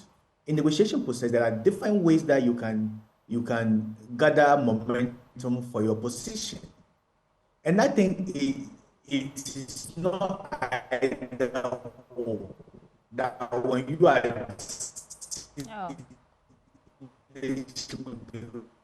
okay, we're having some challenges with on the table, then you can demonstrate. Okay. People can do that to address their view. They still will not, it's not kind of trade-off. Can do both at the same time. Well. And let me just pin you on this, and pardon us, guests in the studio. Prof will have to leave us at a point soon, and you will have all the time. So we are focusing on him for a bit. Alluding, you know, that Afrobarometer survey that you alluded to has some interesting data. It says in its executive summary, findings from the most recent Afrobarometer survey show that while a vast majority of Ghanaians support elections as the best way to choose their leaders, public trust in the election management body, that is the Electoral Commission, is at a 23-year low. Citizens' perceptions of the freeness and fairness of the 2020 election are mostly positive, but they fall well short of assessments of the prior national election in 2016. So I'll give you those details, and then you tell me how precarious our situation is, or how maybe we are making a mountain out of a molehill. So An overwhelming majority, 84% of Ghanaians, support elections as the best way to choose their leaders. About 3 in 5 citizens, 62%, say elections work well to ensure that members of parliament reflects the views of voters. It goes on and on. Let me focus on some more important matters. A majority, 64% of citizens, say the 2020 election was generally free and fair, a decline compared to assessments of the 2016 election recorded in 2017, 87%. So on the back of the 2016 election, in 2017, 87% of Ghanaians said it was free and fair, compared to the 2020 assessment, which said that only 64% said the election was free and fair. Now, then you come to this point. Only 1/3 of Ghanaians, 33%, the lowest we've seen, say they trust the Electoral Commission of Ghana somewhat or a lot. The lowest trust level recorded in more than 2 decades of Afrobarometer surveys. That is about 1/3 of the population. How crucial is this statistic, especially in this context, for this election and to the Electoral Commission, Prof? So you tend to see that the level of Ghanaians who had confidence in the election management body to conduct a free and fair election was very high in the 2016 election compared to. So there was a decline. So it's declined from about 87%, results of the current 64, and now we are looking at about 33%. 60-something. And now we are looking at only 1/3 of Ghanaians who have confidence in the Electoral Commission to be able to do a free and fair election. And I think it is, look, whether it's perception or it's reality, it has an implication on the level of trust in state institutions, to be honest with you. If you have only 1/3 thinking that the EC will do a good work, it's a serious indictment, whether it is perception or not. And that's why I think that the EC should take measures that will deem their credibility and also dispel this level of perception, which is even scientific based, right? And I think one of the ways that they can do it is to address the concerns that political parties or stakeholders are raising with regards to the election, the electoral rule, with regards to the processes leading to the election, and even the way they will conduct the 2020 December elections. I think there should be enough measures to dispel these perceptions. There should be enough measures to guarantee. It appears the connection with confidence in the Electoral Commission, and there should be enough measures to get stakeholder buy-in into the December process. All right. Prof, hold for us. We'll come back to you for one last round after coming into the studio, and then we can let go of you, sweetie. Interesting. I mean, I find it 87% post 2016. That was in 2017. Then it fell to 64% in 2020. Now we are looking at, though it is not post-election, ahead of the election, we are looking at 33%. Look at it, 87% to 33%. That's a difference of about more than half. 44 points thereabout. In fact, it's more than that. So I mean, it's interesting. But those are some live shots from Kumasi in the Ashanti region as people mass up for that demonstration. Enough is enough. So I was saying 44. It should be 54 because 50 plus 30. So that's a difference of 54%. I don't know what our guests. Well, Prof was just saying that there should be enough systems. There should be enough, enough to inspire trust and confidence. What would be enough for the NDC, Kwameku? Certainly, opacity cannot engender trust. There ought to be some level of transparency in the activities of the EC. Let me chip in something, and then you can. I want to put it in context. In your quest to actually inspire confidence in the Electoral Commission, do you think that some of your actions and inactions, by inactions I'm talking about your refusal to sign that peace pact, and so on and so forth, is rather doing the country more harm than good? In terms of harm, the low confidence in the Electoral Commission, which will eventually lead to mistrust in the declaration of results from the Electoral Commission, which might spew into violence. And when violence starts, nobody knows where it would end. So what will be enough? And don't you think, or do you think, that your actions and inactions could be doing us more harm than good? Peace cannot be an isolated word. It is a product of due process. When you do what is right, where ideally our focus should be, the discussion should center on how to get the EC to do the right things.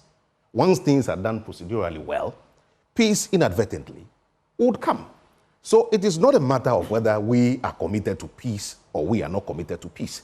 That in itself is neither here nor there.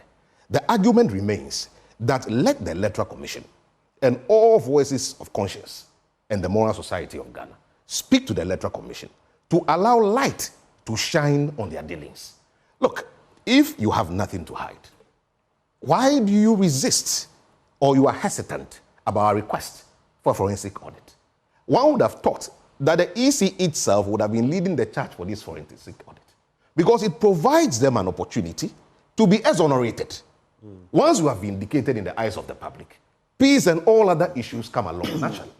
Is it not surprising that the Electoral Commission that should be pulling all of us along, who should be rejoicing? They should rejoice that there's a call for audit. Because if there is nothing untoward going on in their IT systems, at the end of the day, there is guarantee that they'll be vindicated, there will be clearance, they'll be exonerated. Then we all move together towards the light as one entity who is committed or that is committed to the peace and stability of this country. Look, democracy thrives largely on honesty, candor, and transparency. And at the heart of the work of the EC is to start with a credible voters register. You cannot have a fair, credible, and transparent elections when from the very outset the register is being called into question. So they should have exhibited a higher sense of commitment to this process. So it is shocking. I have tried to wrap my head around it. Now, why would an EC who is publicly declaring that they have corrected all the errors, what they choose to call errors, some they choose to call them mistakes. So look, the Pusiga matter. How can anybody refer to what happened in Pusiga to be an error? It is criminality. An EC official had access to their IT system without recourse to persons in question, the victims. Without, to which book? Suspension cannot be brought to. This is a criminal matter. But the point I'm making is that you cannot choose the words error in such instances. It is a pure matter of criminality. Okay, please. You know the worrisome aspect of all of this. The NDC discovered that about 38 persons were transferred from Tamale South and Saganirigo to Pusiga in the Upper East region. The Electoral Commission said, okay, we are investigating. Eventually ended the investigation and claims that only those 38 persons were the victims of this criminality. Is that to say that they did not do any work beyond the 38 that the NDC submitted to them? And they are claiming that these discrepancies and illegality and criminality was exclusively limited to Pusiga. Look, our investigations show that similar circumstances prevail in Oforikrom constituency in Ashanti region. Do you have the proof? Do you have the evidence? Yes, of course, the party does. Similar circumstances. Have you put this evidence out? You see, it is not about what evidence we put out. Why are we not in a hurry to bring closure to all these issues? No, I am not. No, that is the point. We put the Pusiga matter. Specifically, you made a specific reference. Pusiga has been, at least there's some conclusivity to it. Even if the EC didn't go beyond the 38, there's some conclusivity. You mentioned Oforikrom, and I'm asking you, where is your evidence? That is a point. Equity. Where do we end? That whenever we discover something, put the evidence out. Tomorrow we discover another, put the evidence out. Where do you intend to end? Hold on for me. Why? Why don't just bring the evidence? Yes, that is the point I'm making. That the absence of evidence is evidence of absence of evidence is evidence of absence. No. We are not saying. You're saying the absence of evidence. The point must be reiterated. Look, hold on. Hold on. Let me. Let me correct the statement my sister made. The point must be reiterated. That in the Pusiga matter, when we brought it to the fore, the initial disposition of the EC was that there was no issue. Subsequently, we were vindicated. Were we not vindicated? Now we are citing Oforikrom and Esunafo South. The question again is, where is our evidence? Where do we end all this rigmarole? That tomorrow, when we discover another one, you bring the evidence. And we continue and end where? After 7th December? It cannot continue. Should evidence not be the name of the game? I'm merely saying that it's not about... For how long? For 5 years? 3 years? I'm saying this based on this. My brother, what I'm saying is that all the other issues we have established, we have submitted evidence to that effect. Basically, what has turned out? What has come out of those evidence we have submitted to the Electoral Commission? With your permission, since I need Man in Red's permission, Kwame Zoo, are you the reason for the zoo, Zah? That is my grandfather's name. Anyways, so there's something a bit troubling here. And let me go back to 2020 election results and the fact that the NDC, up to date, has not necessarily brought out what they thought or estimated to be their actual elections results. That one is a whole different ball game to talk about. We're talking about election 2024. Well, I'm trying to build a case. And maybe trying to avoid some of those problems from election 2024. Agreed. There's something becoming a bit common with the NDC, and that is to make allegations and not be forthright. And what I mean by not being forthright is that, listen, the appropriate thing is that if you make an allegation, you back it. And I think that what would save all of us the trouble, if you've done your scrubbing, which is assessment of the Electoral Commission's data, and you have 20 key things, put it out. Don't hold some to your bosom or to your chest. Put everything out. And let the EC respond in the affirmative or not. And then we move from there. I think that you found issues, some clerical, some grave issues.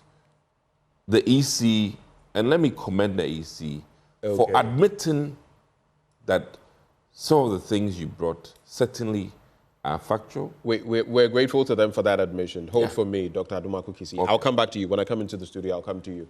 We have Nana Boakye Adam on hand in the Ashanti region. Nana Boakye Adam, if you can hear me, are you in Kumasi? If not, where exactly are you? What is happening on the ground?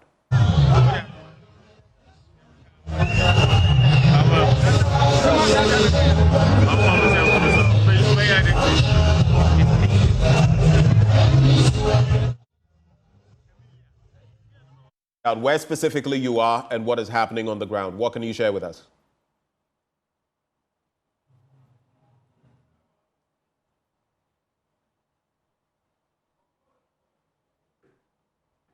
Well, it appears we have some challenges with a connection with Nana Boakye Adam. We'll try to get to him.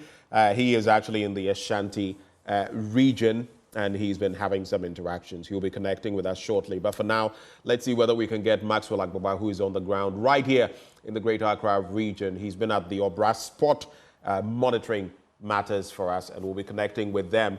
Trust us, your election headquarters will be connecting with all our correspondents, all our colleagues across the length and breadth of the country and see what is happening there. Our very own Maxwell Agbaba is interacting with Dr. Omane Boama of the NDC. Maxwell, if you can hear me, share with us what's happening. Okay.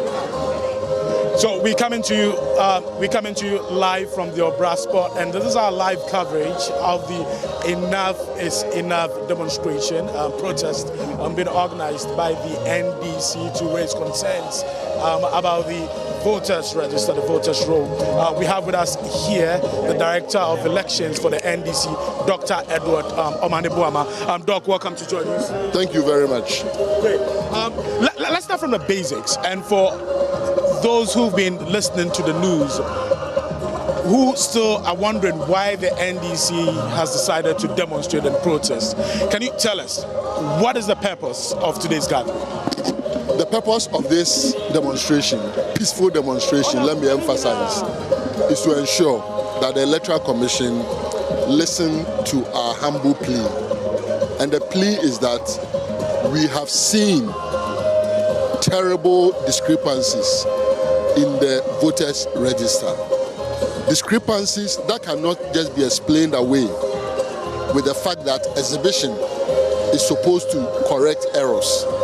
Discrepancies that cannot just be rationalized with the fact that we decided to add transfers in the year 2020 to the transfers of 2024. Discrepancies that cannot just be wished away with the fact that we are already effecting the corrections.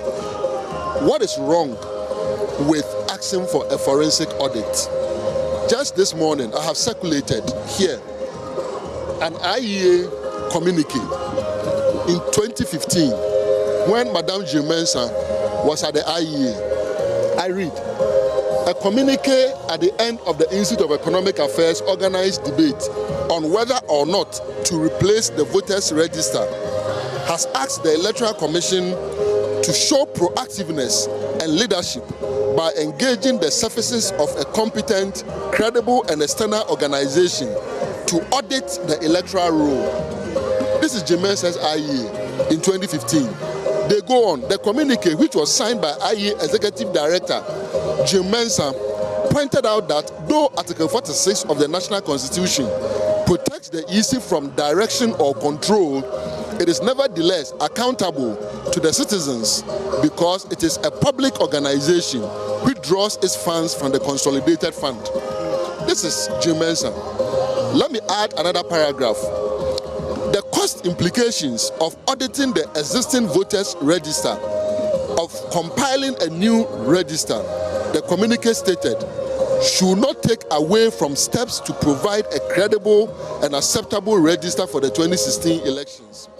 The cost of managing a national crisis resulting from a flawed electoral process will be potentially higher than that of having an acceptable register, the communique added.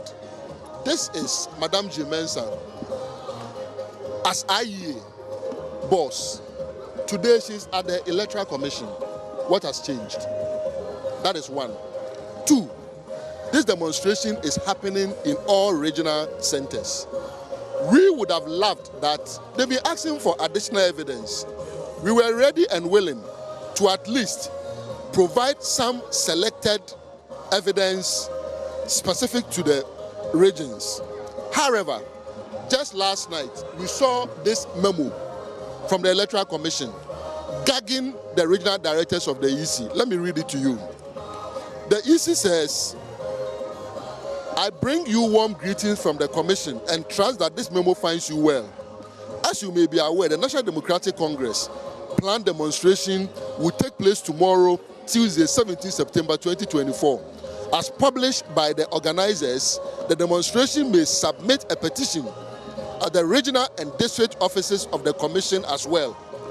The memo therefore comes to request all regional directors and district officers to receive the petition on behalf of the Commission. No problem. Listen to this one. Please, upon receipt of the petition, do not make any remarks. I repeat, do not make any remarks, but rather inform them that you will forward their petition to the Commission. Please take note and act accordingly. This is the Electoral Commission. You can zoom in. This is it. Do not make any remarks, but rather inform them that you will forward their petition to the Commission. And what's your interpretation of that? They tell us the problems emanated from the regions, from the districts. We are going to present some, not all, and we know why some, to them. They have gagged them. They shouldn't respond to them. Accra will respond. We tell you that the Accra office of the EC is a crime scene. A lot has happened there. Remember, that is the place that BVR equipment were stolen under CCTV surveillance with military and police protection, with metal detector also providing additional surveillance. They are telling them they should not respond. This tells you that they have all the answers at the headquarters. It is the reason we are saying that this march, this peaceful march is necessary. I have read two documents. The first one is Jimensa's own call for an audit in 2015. What has changed? Look, what is an audit if you have nothing to hide? A commission that has transparency as part of your motto. If you have nothing to hide, What is it? You have listened to people from civil society. Professor Kweku Azan, Manase Azuri Awuni, Franklin Kujo, Professor Kofi Abochi, several CSOs have also spoken that, look, it is in your best interest to raise any doubt ahead of this election. The EC says we will not. Unfortunately, the EC has also not been truthful. And this untruthfulness is leading to one of the core demands that we'll be making at IPAC. But that is separate from today. Today, we are focusing on the call for the audit. Why do I say the EC has not been truthful? The EC has been lying around that we have not submitted our findings to them. But they don't tell people why we have not submitted the findings. At the meeting with the EC, which the EC blocked the media from covering, after we had requested that you join us in the meeting so everything will be transparent, there will be no asymmetry in information, the EC blocked you. At the meeting, 4 issues crystallized. The first was our demand for a forensic audit, independent, of the register and also the EC's IT system. That was the first. The second was they asking us to provide them with our findings. The third was we saying that you claim you have corrected the errors that we have put out. If so, our work is ongoing. Provide us with your updated version. We will also provide you with our findings so that in us continue our work, we will not even be identifying problems that you've already solved. The fourth was, after all is done, re-exhibit the register so that the ordinary Ghanaian out there can go and confirm that his or her name is finally on the register. We did not even get home, and we heard that the EC says forensic audit request, Yamutu. Request for the updated version of the register, Yamutu. Don't forget that the EC denied us the register long ahead of the exhibition exercise. It was only less than 12 hours to the exhibition exercise that they handed it over to us. So when 4 issues crystallize and you kill 3, that is the forensic audit, Yamutu. Give us your updated version, Yamutu. Re-exhibition, Yamutu. You expect us to trust you to hand over our findings to you. Our findings will be given to that independent body that will conduct the forensic audit. And so this demonstration is a peaceful one. And let me emphasize, this demonstration is a peaceful one to press home our demands for the forensic audit to be done. What do you also make of the Electoral Commission's arguments that the voters' exhibition exercise was supposed to bring to light some of these anomalies and discrepancies that you are talking about, and that the finalization of the voters' register is still underway? Madam G. Mensah of IEA answers you. In 2015-2016, was exhibition not part of it? Answer me. Yes, it's part. Answer me. Answer me. I need an answer. You go ahead. Exhibition was part of it. So G. Mensah was still asking for audit. True or false? I know the flag bearer of the NDC has been engaging some international organizations. I know that, he posted some days ago that he's engaged the U.S. ambassador to Ghana, and some of the issues they talked about was about the voters' role. I want to find out the NDC as a party also. Which international organizations are you engaging? Which election observer groups are you engaging on this? Because I've had the privilege in sitting in some of these meetings, some of the discussions are also privileged information. I'll prefer that clearance is given. But let me assure you, the US, the British, the UNDP, ECOWAS, they are all interested in having free, fair and transparent elections. They are interested in having a credible register. That is why the UNDP, long ago at IPAC, I suggested to the EC, your IT department is incompetent. And when I say it, it is not a fluke. You all saw the arithmetic errors during the limited voter registration. we had to be correcting them. During that period, we even hid some of the errors from the public at the point of becoming too embarrassing. So we went to IPAC and presented the rest. And then we added that they should approach the UNDP to provide them with technical support. Ask the EC if they've taken steps. This independent forensic audit, we said that let UNDP facilitate it, so that it's not like it's NDC or MPP. UNDP facilitating, the rest, all interested party can agree on the panel that will audit the register and the IT system. Is it too difficult? No. It is only difficult because the EC has something to hide. But you see, but wait. The EC is only postponing the audit. We are winning this election. They either accept the audit in 2024 or we conduct the audit in 2025 when President Mahama is the president of the Republic. Finally, Doc, I want to find out from you, what will be the way forward after this protest? We will cross the bridge as we get there.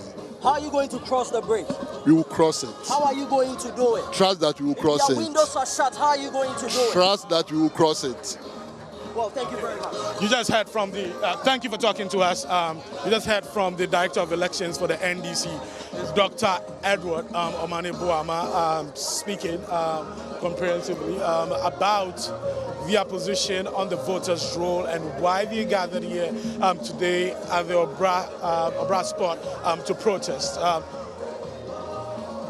Party sympathizers, party faithfuls are all arriving here on the ground. There's music blaring from a lot of the speakers that I see around me here. Police officers have also taken strategic positions on the overhead bridge here. Many of the police officers are also seated here in their route control gear, waiting patiently for the protest to start.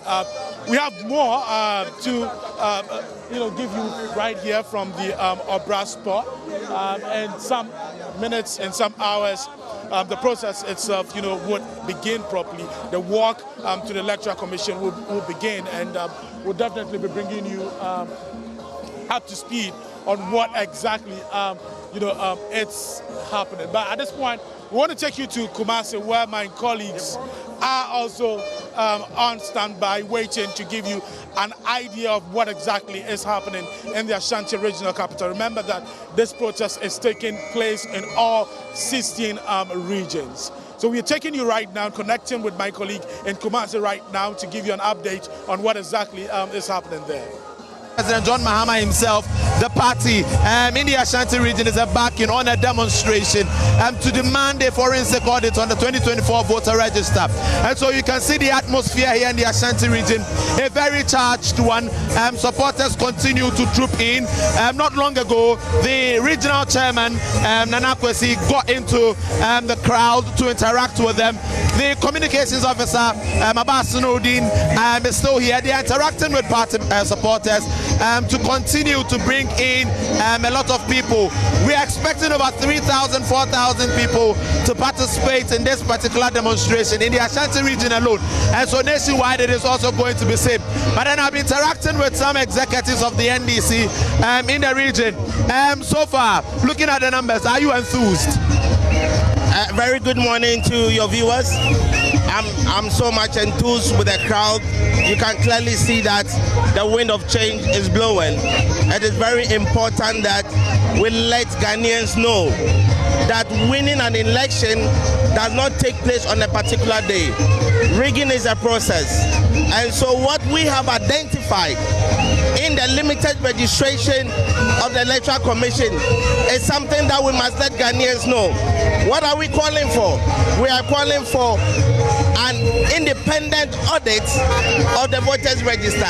You remember, we threw away our old register and created a new register. And today, as we are speaking, over 240,000 Ghanaians' names were transferred without their knowledge, without their consent, and we see that as a criminal conduct by the Electoral Commission. And these findings came to bear by the vigilance of the NDC. So we are saying that these are what we have seen. What about those that we have not seen? You understand? Even in the banking sector. Well, even as we look at what is happening in the Ashanti region, we hear the Ghana Police Service addressing the crowd at the Obra Sport. Let's hear what they are actually saying. Then by the laid down rules and regulations, the police are here poised, ready, prepared to do our part as well. And we know that once again as a country, we will demonstrate to the world that we are prepared to deepen our democratic credentials. We will be here with you throughout. Officers all across the country have been deployed, and in all our 16 regional capitals, our commanders have taken charge, ready on the ground to see this demonstration to a secure and a successful end. Thank you so much for your time. We will be here with you. If there's anything that comes up every now and again, our officers will be on hand to explain or assist. Thank you so much. Let's go and prove to the world once again that the Ghana Police Service, we are here, we are ready. We will ensure security, law, and order. Thank you so much. Can you give us an idea the number of officers that you have on the ground? That is part of our security strategic deployment. We won't give out the details, but you are on the grounds with us. You can see our men. Just look around. We are all over the place. And we'll make sure that anybody who is out here today will be protected and they are safe. Thank you. But we've seen quite a number of them also with body cameras and all of that. What is the goal? What's the purpose of that? Okay, so body cam in security operations are for evidential purposes to gather evidence about what all of us are doing here. It's also a means of protecting people because, as you know, what cameras can do. So it is just to an extra layer of our security to ensure a successful deployment. Thank you. What measures are you going to take to de-escalate any potential situation that may happen? As part of our preparation for the ground, all our officers have been oriented on de-escalation mindset, and that is what we are here. Remember, our objective is one, that by throughout the exercise and to the end, security, law, and order will be ensured. Thank you. And then finally, we heard from a group fixing the country, and another group, they had put out a notice that they were also going to organize a counter-protest. We want to find out what has happened to them. From what I understand, that demonstration, the organizers have agreed to put it on hold for now. Thank you so much. Let me take a moment to do the tree. Yes, since yaba ni dudu mu pa na yambota ne say ene demonstration ya NDC for organizing say organizers so say demonstrators so say behwa forensic audit into the 2024 voter register. They say that after the limited voter registration exercise, they have identified some discrepancies in the voter register. Hence the need for the EC to allow a forensic audit into the voter register in itself. Yesterday, when we engaged the regional executives of the NDC prior to this particular demonstration, they told us that in the Ashanti region alone, about 6 constituencies, they have identified some discrepancies with the voter register within 6 constituencies. And the major constituency is the Ejua Secho-Dumas constituency, which is even the seat of the NDC. And for them, it is a means for the Electoral Commission to give their seats in a way to the NPP. And that is the concern being raised in the Ashanti region alone. And so, for this particular protest, it is up to the EC to take into consideration the concerns that is being raised by the NDC's flag bearer, John Mahama, and also the concerns that will be poured out on the street today by the supporters and sympathizers of the National Democratic Congress. As it is happening across the country, same is going on here in the Ashanti region. I would tell you that it is quite a bit chaotic here, and it will be very difficult for us to get inside the secretariat in itself. But for now, this is what is happening here in the Ashanti region. Over to you. body cams deployed at quite a number of protests. We saw that at the Occupy Julloby House protest, that 3-day protest. Right in front of the 37 Military Hospital. So the police tell us that they are ready for action. And yesterday they had a comprehensive briefing. They had a comprehensive briefing about the route for this protest. So the protest is going to start from here, the Obra spot, at the Kwame Nkrumah Circle. The protesters will move to the Farisco traffic light, then to the TUC, the National Theatre, the Accra Sports Stadium. Maxwell Agbagba there from the Obra Sport, and of course our very own Nana Boakye Yadom in the Ashanti region as well. Bringing us some scenes from there. We'll be going across the country and bringing you scenes from other parts as well. Sweetie? Yes, but we should let Dr. Adomako Kisi finish his trail of thoughts before we get into some of the things we're seeing. We interrupted It's even interesting. Let me find out. Do we still have Professor Alidu Seidu? No, we don't. Okay, we've lost him. Fine. Well, let me... based on what we've seen, let me commend the Ghana Police Service for showing up in their numbers to, as it is, ensure that people protesting are doing it peacefully, and then they themselves are protected and safe. I think it's a very important aspect in all of this. I remember at some point when the MPP did let my votes count, and the actual unfortunate situations that occurred under Let My Vote Count, under another regime. So I'm impressed today, the composure and the way the police have made a commitment to handle the crowd and do it in a very professional way. So let's commend the Ghana Police Service. Dr. Adomako Kisi, you seem to be insinuating something when you say that, let my vote count. I remember Gabby getting slapped and someone losing the eye, being affected. We can also look at the police service. No, I get you, but you said it in a certain way. Are you saying that in past events under this administration, we've not seen worse? What I'm saying today is no. You suggested something. I want to pull you back and ask, have we not seen worse? And so far, based on the reportage, I can see that the tone, the intention, the hope of the police service where you're going. is to ensure that those those protesting today are in safe hands. And isn't that nice? I think that is nice. And I hope that we all get this opportunity at any point in time when we wish to protest. Now, with that said, I think that today would be another deepening of our democracy as a country, and just casting my mind to Kenya and the insurrection recently and how things happened. This will put Ghana, up high. It would raise our flags in a way, in the sense that those who are, handling this protest and those who are protecting them are doing it in a very apt way. And I think, who knows, in about a week or so, some others might also be up trying to, demonstrate their satisfaction with electoral processes. I mean, who knows? We don't know.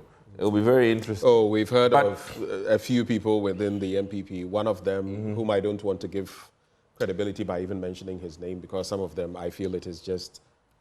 but working at the president's office, who says they will also have counter demonstrations, even today. As for counter, I don't think unnecessary. Counter is not necessary, but I believe that later on we can. Some can also show their excitement with regards to the many things. But let me say that. Listen, we cannot just look at today. I remember when the ballot papers were put in a very dark container. 92. Some people fought to 93. Make it transparent. So Electoral Commission's work has been improving day in and day out. And I think that over time, we'll have one of the best electoral processes in Africa, and maybe, shall I say, in the world. And I think that what is becoming very clear to me, based on what Dr. Boama was saying, is that it will be so clear to the NDC who loses or wins the 2024 election.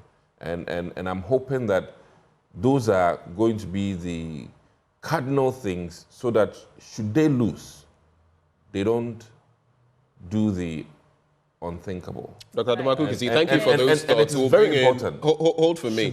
I'll just say this before Sweetie comes back in. As it stands now, and I'll refer you to later, both of you, to some of what Dr. Omane Boama said after Sweetie comes in.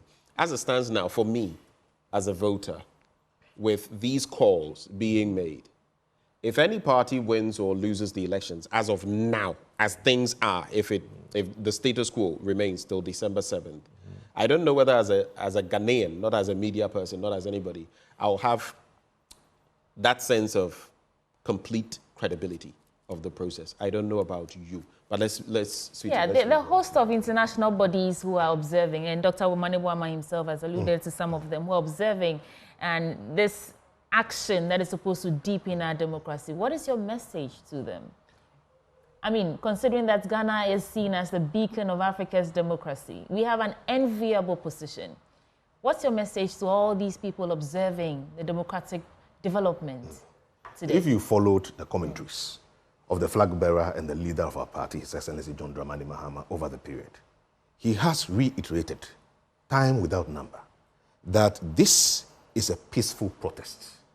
It is a peaceful demonstration. Even yesterday at Medina, he stated it unequivocally that those who may wish to foment trouble, they do not have a space in our demonstration. You see, the conduct of the police most often is a reflection of the conduct of the demonstrators. And most often too, some people who are miscreants, who have been deliberately planted in the crowd to foment trouble.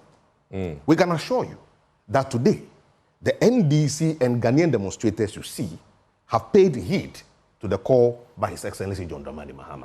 It will be peaceful if you really study there. So you're 100% sure that no miscreants have been planted among the demonstrators? That is an issue that the internal security mechanisms of the party will handle. And there will that no anybody please, that is quite low, but that is on the sides. That is quite low. This is an important demonstration.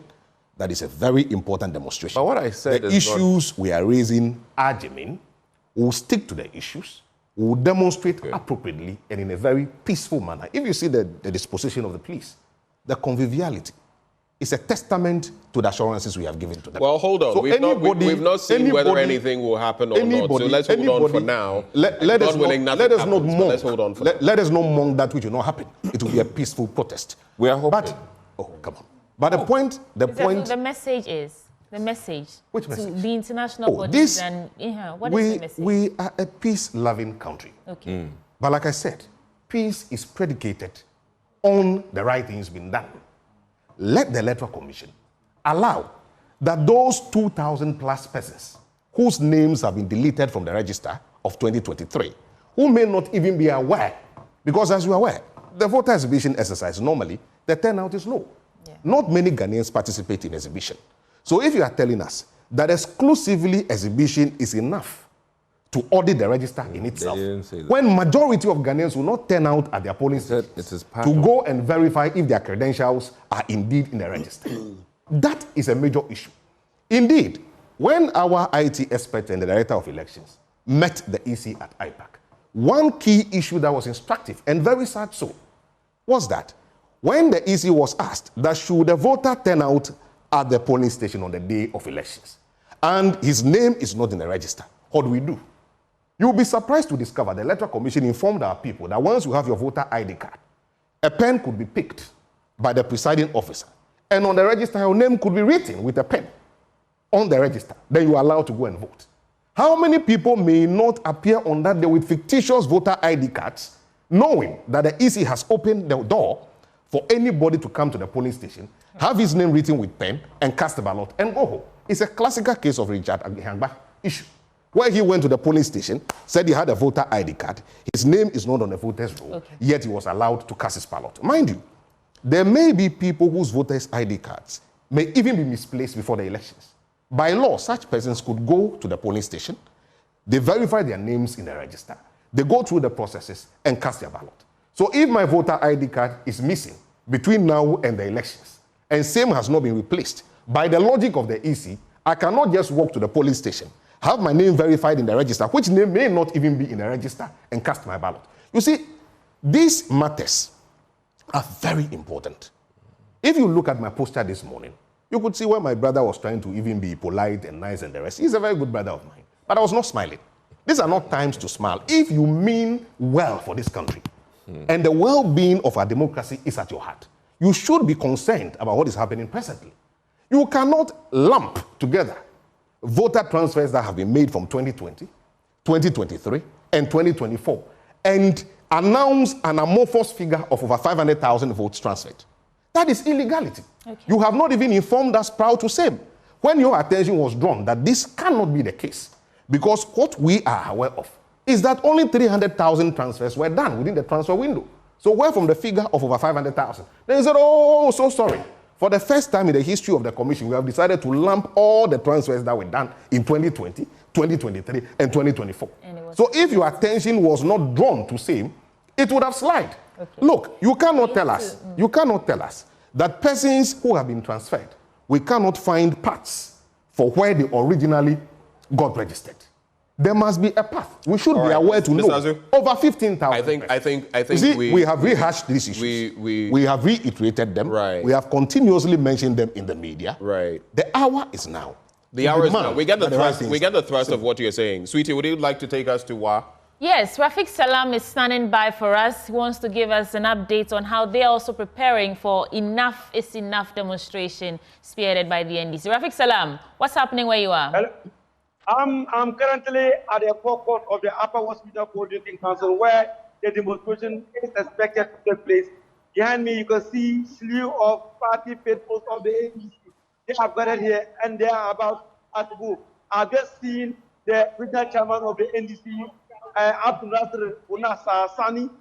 He has just arrived, and I believe that very soon they will be hitting the street right here. So at the back of me, you can also see of policemen, counting about several dozens of policemen have been brought here, and then also team personnel of the Ghana ambulance services also right here. And so they are ready to hit the streets and then also go to the Electoral Commission to present their petition to them. Rafiq, are there any key persons that we know who are present at the moment where you are? For now, I'm seeing the members of parliament of the various constituencies in the Upper West region. And then also, also spotted some former government functionaries, including Mahmoud Khalid, who was Upper West Regional Minister and later Ghana's ambassador to Mali. I've also spotted the regional chairman of the party, as I told you, and also a host of other faithful stalwarts of the NDC from the region. They are right here to join the NDC, to join the walk right here to the EC to present their petition. I've also seen the deputy regional commander of the Upper West Police. He also just arrived, and also other commanders are from the region. So the police are having dozens of them right here to take charge, to be able to man the demonstration so that they will not do anything untoward as far as this demonstration is concerned. Thank you so much, Rafiq Salam. And that's the third region out of the 16 where the Enough is Enough demonstration is taking place across the country today. Let's get back in the studio and continue the conversation. Benjamin. Well, so I just want to go back to some of what Dr. Omani Boama, head of IT and elections, of the NDC, when we interacted with him, he said, and it's something that some of us, in fact, some people in very high places have asked me. In 2015, getting into 2016, the interesting bit, Sweetie Abochi, is that Jean Mensah, now head of our electoral commission, was head of the IEA. Yeah. And some people in civil society have lampooned her, the fact being that, wait, preceding 2016, long before you came to the position of EC, there were a number of things you said about how we could sanitize the Electoral Commission, avoid problems and all of that. Why are you not doing the same things you said then? Dr. Manibuama mentions one of them, being that at the time, there were a few issues, or some issues. And then head of the IEA, Jean Mensah, said, listen, be proactive. Don't sit there and wait for things to happen. Go ahead, let there be that audit, which is what led to the previous audit by, I believe, the UNDP. She said, for the sake of credibility and the fact that cost should not be a problem. Cost should not be a problem. Not my words, Jean Mensah's words, 2015, 2016. Cost should not be a problem because the implications or the consequences on the country could be far worse than any money we could expend. So that was then. I don't know, Dr. Adumaku Kisi, what has changed? Well, I don't think the narrative has changed. If there's a timeline for providing all of us with the necessary changes that they've agreed to do, I don't see why we would say that Jean Mensah then and now are different. I mean, as it stands now, there were certain things that she had wished that would have done as an electoral commissioner's chairperson, but finance ministry was unable to deliver. And I can cite when we were hoping that... The finance ministry was unable to deliver. You're talking about some of the things that came to Parliament. And, yes, and where some of them were... We were hoping that the national identification card had been rolled out, that many more voters would have the national identification card. So that is a very good example of Jean hoping to have more funds as an electoral commissioner, but didn't get. So the narrative about her hoping to do more with more money, if she hasn't changed. And let's not put her in a different light.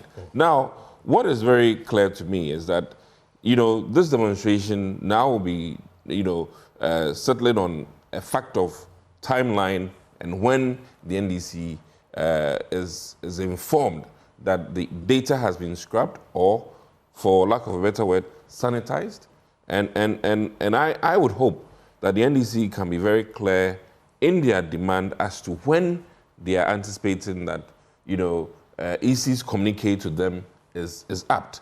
Is it 1 week from today? Is it 10 days from today? And that is a more agreeable thing than to just wish that all of the, mistakes or errors that have been identified are solved today. Now, Doc, one last thing. I would plead with the NDC. I still am baffled by the fact that if they've identified 100 errors... And that's the next point I was about to get to. That they would want to keep some and wait for the EC to then find those issues. Before then, they address it. Put all your cards on the table. And that one, even me, myself, an ordinary citizen of this country, will support you 100% that easy. The NDC, with their capability and abilities and their technical team, have identified these issues that, one, maybe the EC is aware of or not aware of.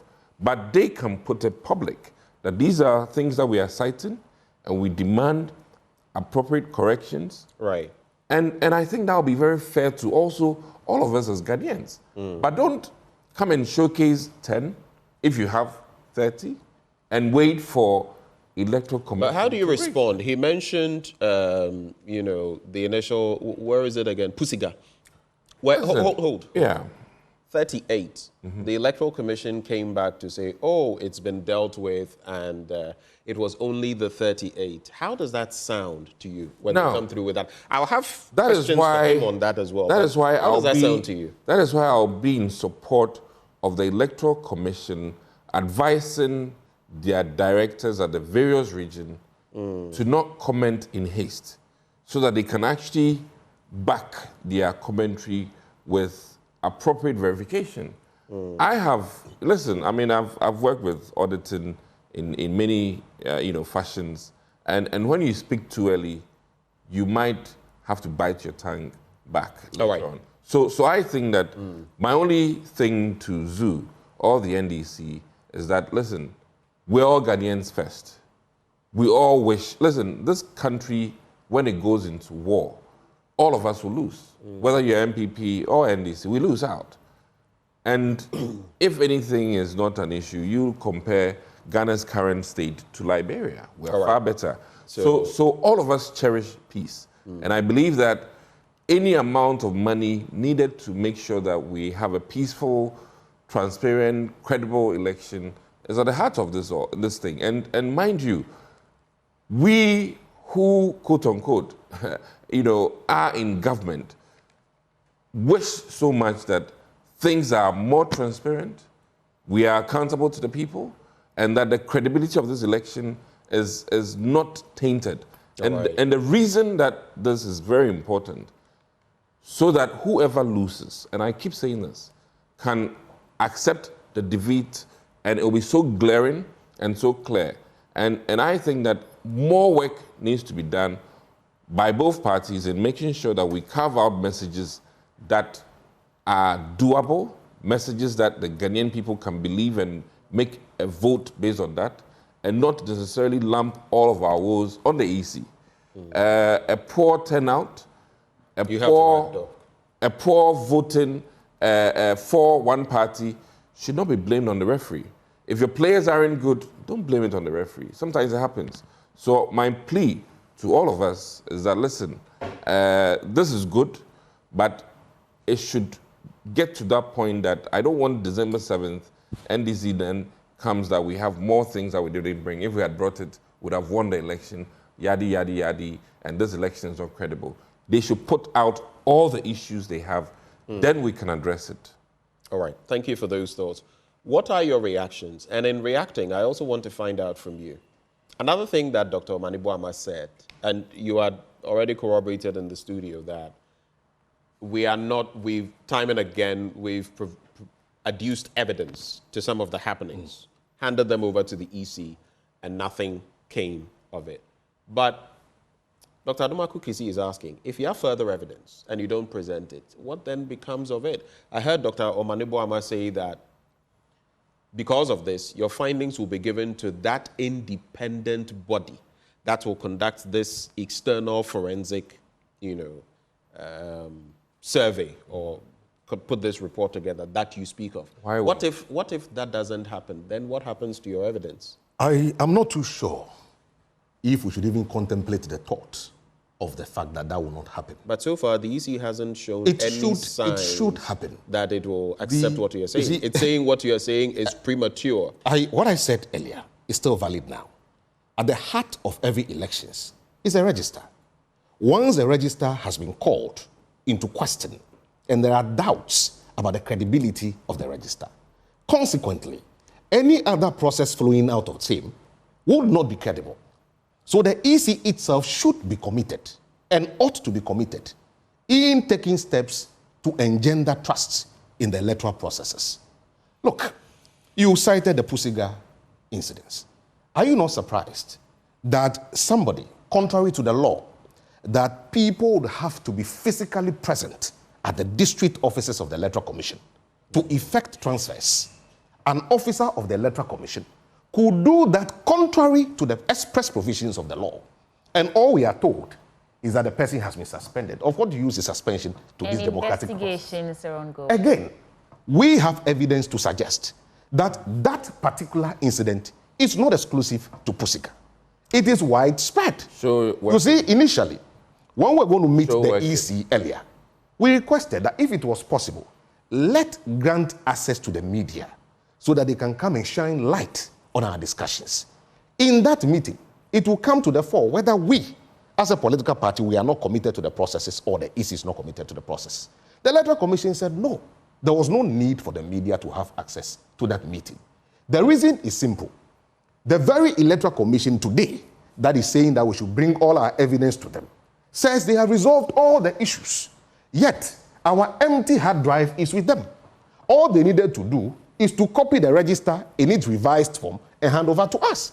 If indeed... So as of today, you've still not received that revised... Well, I have not done the corroboration with the electoral officers of our party. I have not checked that as at this morning. I don't know what has happened as at this morning that I'm sitting here. But the point must be made that it should not be difficult for the EC to hand over the so-called updated register in which all the errors they so claim they have identified has been rectified. It should not be difficult. In fact, one of the interviews they granted earlier, they stated it categorically that at the time the NDC was submitting the empty drive, they were expecting that the NDC would come with all its evidence, and after 7 days, they will give us the updated version of the register. Why must... Are you saying they made it consequential that if you don't provide they made evidence... It was an interview. It was an interview. Not hold for me. Let's very well. That's okay. That's okay. Are you suggesting that what the EC said was that if you did not adduce evidence, they would also not sort of give you the register? Is that what you are saying But here? that is where we are. Because if you had said... No, give me a yes or no. That is where we are. If you had said so 8 days ago, that in 7 days, after the NDC had given you its evidence, you would also in turn make available your so-called complete, comprehensive, and error-corrected register to the NDC. NDC says, well, our processes are ongoing. We are not done. When we are done, we'll submit the comprehensive document to any other party that will be appointed as an independent lead for the forensic audit we are requesting for. If you believe that truly and genuinely you have done a thorough job, you could have just gone ahead to hand over the register in its totality to the NDC, because we are very confident that the register in its current form has all the issues addressed and there is no problem whatsoever. Even as at yesterday in the evening, the position, as at yesterday in the evening, the position of the EC hasn't changed. The EC has been insisting that they have corrected all errors and the register is near pristine. All they were waiting for is that the NDC should table their findings. Okay, assuming we don't, will we never have access to the register? Is our work or their work contingent on our findings?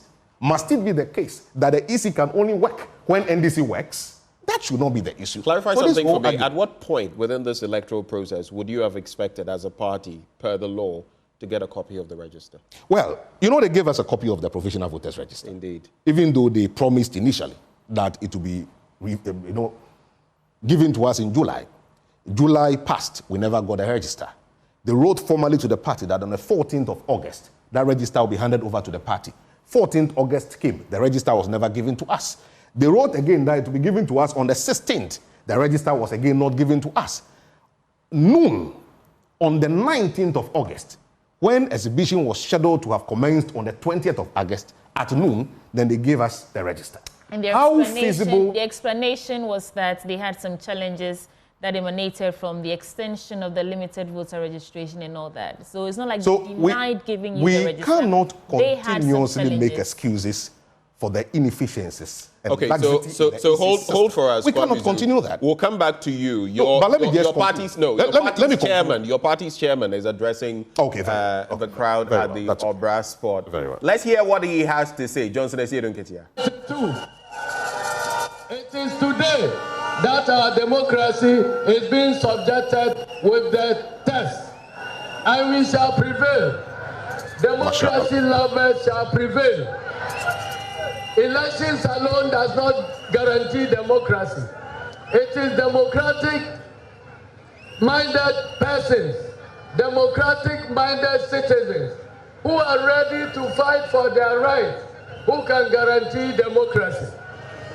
Once upon a time, when this country was under colonialism, our leaders like Osajifo Dr. Kwame Nkrumah, Sergeant Ajete, Corporal Tipo, they got up and decided to fight so that those of us living now can live in peace. They fought. Some people died, but that is the reason why we are living today. And so today is our time. We must not let our ancestors down. We must not let our future generations down. It is our time to fight. What we are doing is to prevent war in this country. If you want to prevent war, you fight to remove everything that has the tendency to generate into war. Please, there is no option. There's no sitting on the fence. If you sit on the fence today and allow conflict to mature into war, you will be conscripted into the army to fight and die. So instead of waiting for war to break, for you to be conscripted to go and fight and die, fight now against the elements that are generating the conflict. So we are ready to fight. We are ready to fight. So we ask not for any big favor. We are not asking for a favor for Electoral Commission or Nana Akufo-Addo or Bawumia. We are demanding our right to free and fair elections. So we are warning them. Today is only the beginning. If they think that after the demonstration, everybody will go to sleep if they don't accede to the request, they are joking. Today is just the beginning. And that is why we have restricted this demonstration to regional offices. The next demonstration will go to district and constituency offices of the Electoral Commission. And we will fight and fight and fight till the right thing is done. Thank you very much for your smart turnout. I want to believe that we can now begin the march. The march is beginning, and we are marching for victory. We are marching to save our country. It is now or never. There is no sitting on the fence. You are either part of the problem or you are part of the solution. Let every youth, unemployed youth in this country get up, and let us fight to save our country. Let us fight to save our economy. Let us fight to save the lives of numerous Ghanaians who cannot walk, who cannot come out. But we are here today. We are going to fight. And we will fight and fight and fight till the right thing is done.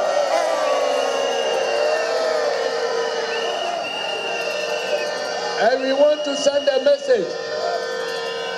We want to send a message to those who pretend to be peace-loving. If you pretend to be peace-loving and you are condoning wrongdoing, you are actually the one who is brooding conflict in this country.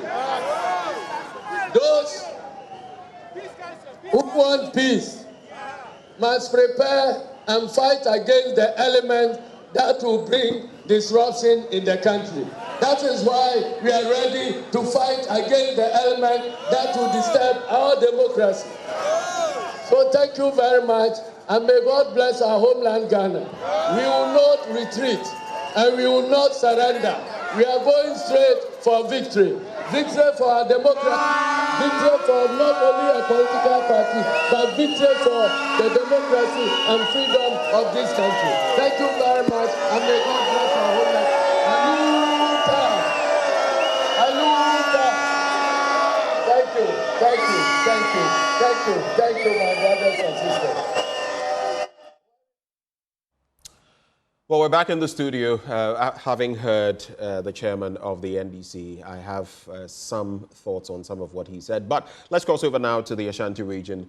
Joseph Yamin is interacting with the media there. Let's hear what he's saying. Live here at the Ashanti Regional Secretariat of the National Democratic Congress. In the Ashanti region, it is expected to be one of the most well-attended demonstrations organized by the NDC. A number of people are here expected to participate in this particular demonstration. They'll be walking through the principal streets of Kumasi. But as they gather here, they are waiting upon the regional executives to lead the protest as they walk through to Eduma Hojo, and then subsequently to the regional EC head office to present the petition to the regional EC boss. But then I have with me the national organizer of the NDC, Joseph Yamin. He has been interacting with the supporters already. But then I want to ask him what their petition would contain, and then what their concerns are, especially here in the Ashanti region. You're live on Joy News. In the Ashanti region alone, can you tell us the form of discrepancies that you have identified in the voter register? Well, this demonstration is not about specific regions. It's about the entirety of the electoral register and the position of the entire NDC party. And our position is that there should be a forensic audit into the register, because there's been some illegalities, some anomalies that the EC is unable to explain to us. And we think that it's only an independent report that can satisfy our curiosity. The point is that people have been transferred illegally to places that they didn't request to be. People who have been transferred do not have original voting polling stations, means that they are not originally voters. And you cannot transfer your vote when you are not a registered voter. The third point is that both the 2020 and 2024 register transfer lists have been clumped together, and it's very difficult getting to know which ones are 2024 and which ones are 2020. And this is the reason why we think that a forensic audit will solve the problem or ease the tensions that we have. And so the NDC as a political party have one position, and the position is that there should be an audit, knowing very well that there's a history to that. In 2016, the MPP pressed for an audit because they felt that people with NHIS card have access onto the register, even though it was warranted, even though it was by law that you could register with NHIS card. They still felt that the register was bloated and that there should be an audit onto the register and get to find out how many people registered with the NHIS card. They had their way through the Supreme Court. The Supreme Court ordered, there was an audit, and people on the register with NHIS card were deleted. So what is the fear of the EC? A possible recall of Parliament for us to consider the need for this register to be properly audited, because we insist that from the level of tampering that we have seen with the register, nothing else should be done apart from auditing the system for us to see the magnitude of tampering and how they've messed the system up. I mean, for my constituency, for example, we saw the inclusion of about 3,000 names into the transfer register and multiple names everywhere. So the register, as we've seen in my constituency, has been bloated by approximately 5,000. And so what else can we do? We need to ensure that the right thing has been done. The Electoral Commission is up to something. Certainly up to something. We have uncovered it, and we are insisting that the right thing must be done. So today, what you are seeing today is just the first step. We will undertake series of activities, including a possible recall of Parliament, for us to compel the Electoral Commissioner to do what is required. The civil society organizations and some international organizations have also been commenting on the issue. Are you satisfied with their response on this issue? Honestly, I've not evaluated all what they are saying. So it's for me to evaluate all what they are saying, for me to agree or disagree with them. At this moment, we are carrying on a peaceful demonstration. And that's are there particular groups that you want to hear from on this subject matter? Oh, I think the most important person is the Ghanaian. The Ghanaian that is going to obviously cast a vote, and we want to ensure that on the day of voting, you'll be given opportunity to perform your constitutional function and also ensure that your vote counts. And so that is all what we are asking for. We are asking the people of Ghana to get involved and to insist and demand that the right thing must be done. Well, lastly, the EC says that they've corrected these errors that you've raised, the concerns that you've raised as a party. Have I seen it? And they're asking that you trust them Don't worry. in the work that they do. Don't worry. So if they have corrected it, they should give it to us, what they've corrected. I don't know what they have corrected. I have come out with a press conference referencing my constituency. I've asked them to correct it. Up to date, I don't know what they have corrected. So how can I believe you? What is the basis? You have added over 5,000 names into the voter register in my constituency. I've seen multiple names. I've seen names that are missing. I've complained to you. And you are saying you have corrected it. How do I trust you? Give me the evidence. Give me the evidence. Give me the evidence of what you have corrected so that we can sit down and talk. They are hiding something. They are certainly up to something. And let me tell you, we will demand that a proper forensic and systems audit be conducted on the voter register. Because as it stands now, it is obvious, very obvious, that someone somewhere has tampered with the voter register. Well, what do you make of those who say that the NDC is crying wolf? I'm sure NDC is crying wolf. Yes. You've seen what is likely to happen, so you are crying wolf. What do you make of those assertions? I don't think so. I don't think so. I think we shouldn't jump the gun. Let me put it that way. First and first, Ghana is going to the polls on the 7th of December. Prior to that, we have seen a voter register that has been tampered with. We have seen multiple errors. We have seen inconsistencies. And we have seen some discrepancies. We are asking the Electoral Commission to avail the register for a possible systems and forensic audit. We insist that must be done. So far, the Electoral Commission is only telling us that they have corrected it without providing us evidence. We want to see what they have corrected. Okay. Why are they evasive? If they have nothing to hide, why are they running away from this? This is basic.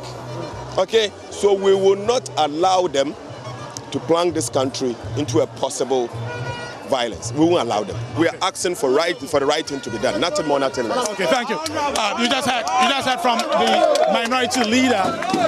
We just heard from Minority Leader Kasala Tufosin. Let's speak to. Hi. Hi, what's your name, sir? Reverend Power. Reverend Power from? From Kings and Priests International Church. Okay, you. By in Accra, based in Accra. You're a member of the clergy? Yes. You're a pastor? Yes, I'm Reverend Power. Okay, why are you taking part in today's protest? I believe that if you're a lover of this country, you should also add your voice to the call for the EC to allow itself to be audited. I believe in the EC that they have nothing to hide. So that is why I'm adding my voice, that they should allow themselves to be audited. Look, I have members, they are worried. They feel the tension rising in the country. This is needless tension. Why can't there things be done for everybody to have trust and confidence in the system? I am not here to please any political party, but as a clergyman, I believe that prevention is always better than cure. And so we must do things that will bring peace. If this easy thing is done, within a week or so it will be done, then the tension will come down. We are getting to an election. We don't need the tension to be rising up. My members are worried, so as a leader, I am here to also add my voice that the EC, please, we have a lot of people here who are not NDC people, but they are all calling that let the register be audited so there will be peace. I remember when Jane Mensah was the head of the IEA, I follow politics a lot. She kept on saying, I think in 2015 or so, that the album should be registered. So what has changed? It was based on similar things that was happening then. It was based on similar things that was happening then. So if those things are happening now, why doesn't she want the album to be audited? Look, I want to end and say that. I'm curious, you personally know some persons who went to register and probably did not find their names or their names omitted or something? Yes, I have a member who told me that his relative at Pusiga, he's from the north. He said that thing happened there, that they went there. I think the constituency that they transferred their votes to a different place. They went there and they could not find their names. And other areas, I have members who tell me that thing. And so I want to believe that it is going on. And that thing must be stopped. Look, I want to say that if you are a lover of this country, like I love this country, I don't want chaos. I would say that if you do not want the album to be registered, you are rather the nation wrecker. If you do not want the EC album to be audited, you are rather the nation wrecker, not somebody who votes for anybody somewhere. You say you're a pastor. You say you're a member of the clergy. Yes. Are you satisfied with the response from the clergy on this matter? For some time now, the flag bearer of the NDC has had reason to raise concerns about what he says is the court of silence that seems to be creeping back. You do not have members of the clergy civil society organizations speaking up as much as they used to do. This is his position. Do you think the clergy have been silent on this? And what would you want them to do? I want to believe that that is correct. That is why I salute people like Prophet Odro and the likes, who are speaking out. Look, speaking out does not mean you are against the government. Speaking out could be that you want the property to be done and you want peace to prevail. When JM says that the culture of silence is creeping in, it can be right, because a lot of people do not talk as we used to hear them talk. So what you can see right now, thank you for talking to us. What did you say your name again? Reverend Power. Reverend Power, and you are pastor? Kingston Priest Church International. Thank you for talking to us. So in your shot right now, police officers in their riot control gear moving into position. The general, the chairman of the NDC is interacting with party faithful sympathizers of the NDC. Just some minutes ago, I saw the National Communications Officer of the NDC also walking in here. He just arrived on the ground.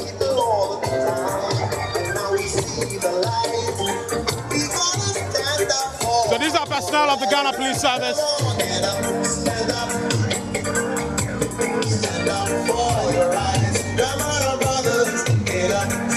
Now let's speak to Ambassador Victor Smith. Ambassador Victor Smith is a member of the NDC and also Ghana's former High Commissioner to the UK. Let's speak to him. Hello, Mr. Smith. You're welcome to join us. We are live on Join. Hi. Why are you taking part in today's protest? Well, so some scenes from there. We've heard from the chairman of the NDC, Johnson Esiedun Ketia. We've heard from the minority leader, Dr. Cassio Attoforsen. And we heard that man who says he's a pastor. And he said something interesting. He says, if you don't want the album audited, you're a nation wrecker. And he says, while he may not be a member of the NDC, it behoves people to ensure that we don't get to a position where we're in trouble as a country, the generality of the country. Before we cross over and go to the Western region, you were making a quick point. I want you to complete that point, Mr. Zhu, and then we shall, Sweetie Abachi will usher us into the Western region with Inathalia Kwanzaa. The democracy and the electoral processes that has seen growth from 1992 to 2016 was because the electoral commissions, the successive electoral commissions, have opened their door for inclusivity. What we are seeing today, the intransigence of the current electoral commission. Intransigence? Of course. Is that not a rather strong word to use? Of the current electoral commission does not inspire hope. It does not help the entire process. Look, as a political party, we're part of those who gave birth to this Fourth Republic. We would not do anything that would jeopardize the peace of this country. All right. It is for that reason that we are calling on all peace-loving Ghanaians to join us to demand for the right things to be done now, rather than postponing same to such a time that it may be too late. Kwame, thank you very much. Let's cross over to the West. A quick thought from Dr. Aduma Kukisi before we go to Inathalia Kwanzaa. So I mean, this is happening. It's happening, and it's building up nicely. And does the NPP have any concerns at all on, I mean, first the demands, are your position still that the register is a provisional register, changes can be made and criticism at this stage is unnecessary, with just 81 days to the December 7th elections? Listen, how does all of this sitting with you? One thing is very clear to me, that even 2020 elections is still being reviewed, and we will never really end reviewing it. And I think that the NDC has to also admit that the audit work doesn't end. Auditing, assessing, EC's body of work will not end on December 7th. It never ends. For the election. I understand. Companies have internal audits. Yes. And sometimes you seek external audits. Correct. That's exactly what is happening here. No. I have no qualms about having an additional oversight over EC's work. I don't. And I don't think our party has said that we don't want it. Now, one thing that Kwame Zhu said, which I think was erroneous, was the fact that in his estimations, the EC saying that the exhibition being part of the process of making corrections, the EC did not say that exhibiting alone was it. Right. So let's be very clear about that. So what else is the exhibition is done so that when you go there and you don't see your name, you query the EC and the corrections are done. Well, trust me, if you go and you don't see your name, so that is Dr. Adumago, if you go and you don't see your name, at that point, it is too late. No, let's not do it. You'll be surprised. No. But, I mean, we are your election reporters. It is when the people of Santo Kofi Akpabio. Let's go to Sam George, who's speaking right now, and hear what he has to also say. Why are you opposed to us having a credible register? Don't you think you are stampeding the process? The EC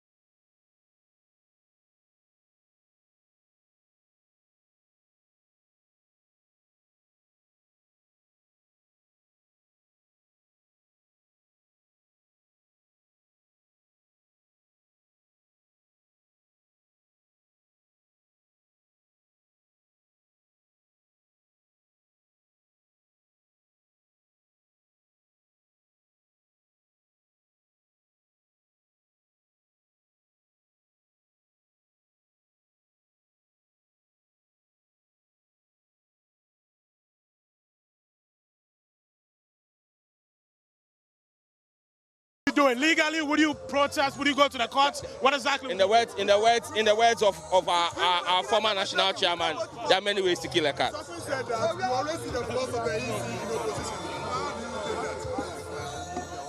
The issues we have raised, has the electoral commission denied the issues we've raised? No.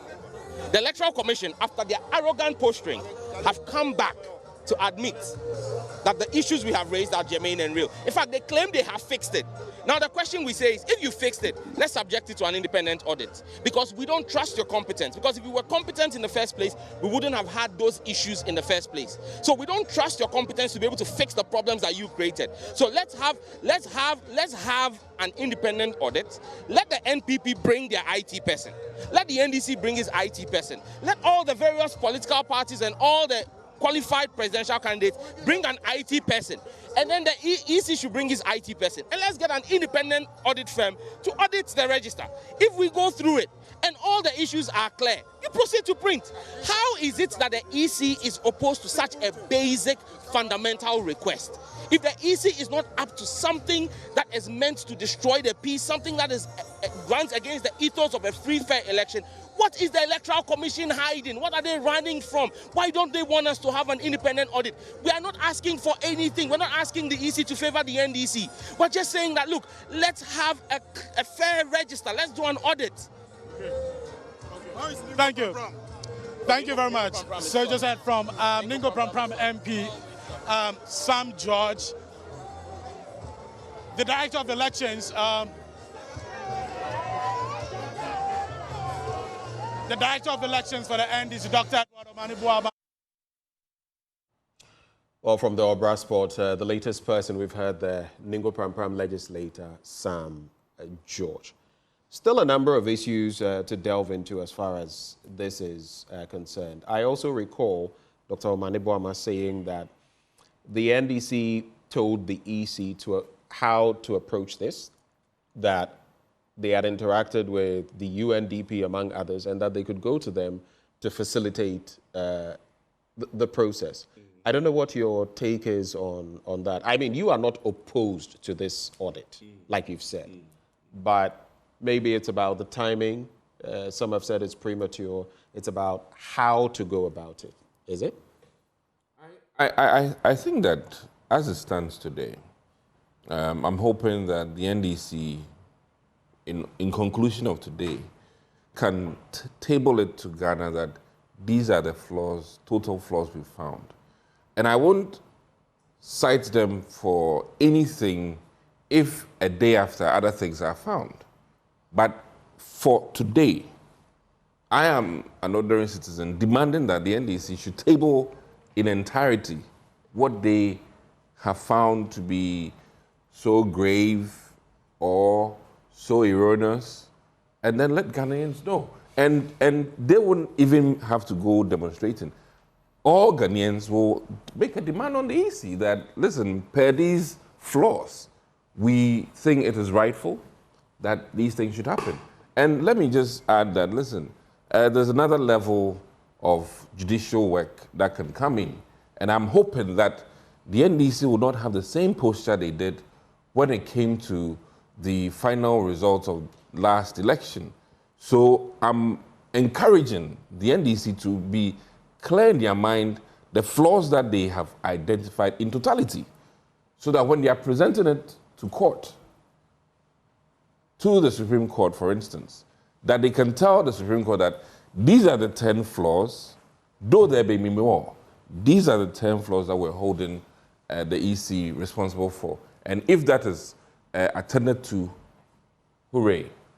And I think that in the interest of some of the things the EC has said, let's be very clear, based on what I heard, is that the EC explained to the NDC their stance that, listen, all the things you have found or identified, let us know them so that we can address them in 7 days. I think this is also something that we need to commend the EC for. They've given you, bring your problems in 7 days, we'll resolve it and give it to you. And you say, no, I'm not bringing the problem, I'm holding on to it until when? I mean, it doesn't work that way. How can you go to, let me borrow from the medical standpoint. You come to me as a doctor, and then you want to tell me there are 10 issues. You want to tell me 2 of the issues, and you want me to diagnose and then have a solution for you. You end up dead before I arrive at it. And this happens sometimes in the consulting room. The patient has sickle cell, the patient is diabetic, they come, don't tell you. They'll hold on to that information, or they are allergic to a certain medication. They hold on to that information, doctor gives you that medication, and kaput, you're gone. What if the other symptoms are not as severe and they want to see how you treat the first your role so that they've given you? Your role as a patient is to tell the doctor your entire problems. And then based on that, he can tease out the solution. But coming back to the NDC. So the NDC should tell the EC. They've tabled a couple of issues. Not enough. Which have not been addressed. They claim there's more. And that is where I have a problem with the NDC. If there are 10 issues, put it out. Let all of us know these are it. And mind you, the MPP will come and support you. We will come and support you. In fact, Dr. Kesul Atuforsen says that Parliament might be compelled to come back to... But we won't go back if you don't put it... If it gets there, Dr. Table. If it gets there, table would the majority I thought you had seen the various concerns, even when I was, presenting the slides. But I have an interesting question. Then just a second. I have an interesting Benjamin, just a second. So if it actually gets to Parliament, will the majority, the NPP, be supporting the... If they table the entire, issues they have, which are valid. That is all it is. But they've already tabled these. No, what they've tabled, the EC said, no, listen, they tabled and then they claim that there's more. And the EC is saying that bring the entire list, in 7 days we'll respond. Listen, you travel, you lost 2 bags, you tell the airline, oh, I've lost one, solve it before I come and tell you I've lost a second one. That is not right. What you do is that you tell the airline that I've lost 3 bags. If the Airline brings you one, you wait for the next two. But here's the case that you say that, oh, we have a lot in our bags, we've brought 3, the rest will come. Put it all out. While I admit that to some level you're making a point, if you have many issues, bring them up all at once. You do also realize that some of those developments keep coming up even today. You do realize that. But what you have, so you cannot have an exhaustive list on that. But I just have a question for you. You said something that the issues they've raised are not enough. Do you remember? No, you said something like that. You said they were not enough. Was that I wanted you to. They claim there are more than what they've brought. And I'm begging them that... So they should put everything Just put everything out. You know, this is like a game of cards. You put all your cards, you know, you don't hold some, put it all out. And then I'm telling you, once it's verified, we even will come and support you. All right. So thanks for that clarity, because then I was going to ask you whether in 2016 the issues that were raised were enough. Kwamizu, what is your response to that? He also makes a point, valid point, that if you have issues, if you have 10 reasons to go to court and you are making your case, you are filing a writ or something, you don't present 3, then though per our jurisprudence, per the judicial process, you can actually be adding on within certain limitations in court, right? But you would want to go with all 10 rather than start with 3 and be adding on. Though acceptable, you may meet a judge who may not necessarily like your format of doing things. So why not just go forthwith with everything? What is your answer to his... For the information and edification of Dr. Kisi and his colleague MPP members. Education or edification? Both of them. Okay. Information and edification of you, your colleague MPP members, and the Electoral Commission. The NDC is not a directorate of the Electoral Commission. No, we are not a directorate of the Electoral Commission. By law, but you are the Electoral Commission is charged to conduct a free, fair, and credible elections. If the Electoral Commission is telling us today that they have corrected all the issues we have raised and unwilling yet to release the register to us, contingent upon us bringing evidence in entirety of the issues we have identified, what job are they doing? You claim that you have been able to solve all the issues. Once you are done, proceed and hand over the document to us. We can peruse the document and establish that indeed you have done a good job or you have not done a good job. For the purposes of those who may just have joined the discussion, let me reiterate the issues that we have raised. The general issues that we have raised as a political party. We should be wrapping up. Number one, we have identified that about 540,000 previous transfers that were done illegally have been added to the 2024. These are things that I did 2024. I don't think we need to reiterate a lot of people. We don't need to. The reality is that somebody may just join the discussion or the conversation and may feel that we do not have basis. We've put it out there. We may not have basis. We may not go through that entire list right now. But the point I'm making is that Doctor has time without number insisted that we should put out all the issues. Okay, so and you put this out, and that's what you're holding. The thematic areas have been made public. Okay. These thematic areas are not. We have said this over and over. I also told you that as the issues develop, you can't say that there's... Mind you. So both of you hold it there. May I just... 20 seconds, finish up. Mind you. Please. We are continuing with our probe of the register that we have. Nothing stops you. Okay. And as at when we are also done, we can compare what we have found out with what the EC would eventually, as at the time they may so decide to make it public, so that we can be able to reconcile the two of them. But one certainty is guaranteed. I'm concluding. Is guaranteed. Is that we cannot proceed this way to have an election. Gentlemen, before you go, I have an interesting, just a final thought. I heard S.E. Edunketia say you must stand up, get counted, act. Don't wait for there to be trouble, and then you may get conscripted. Don't sit aloof and all of that. He's reading his own constitution. Why was he beating war drums? I got a bit concerned when I what other war heard drum could never be than all die be die? We sat in this country when President Akufo-Addo went on air and announced all that. For that. Did he not? And announced all that. Did he apologize? It does not erase the fact that he called for all die be die. He called for all die be die. He apologized for it. I thought we're maturing as a country. Oh, so he was immature at the time. I'm so well. So this bit about, you know, if we are that tone, though, we have to avoid. You do know that. No, what tone? The man is speaking the truth. What truth? The truth is that peace is a product of due process. Right. Do not sit on the fence today when the wrong things have been done. Without talking when about, all of us to demand for the right things to be done. Which specific words? Which specific words did the national chairman of our party use that you think is inappropriate? Those are the exact words I've put to you. And you think those words are fighting, we are fighting for it.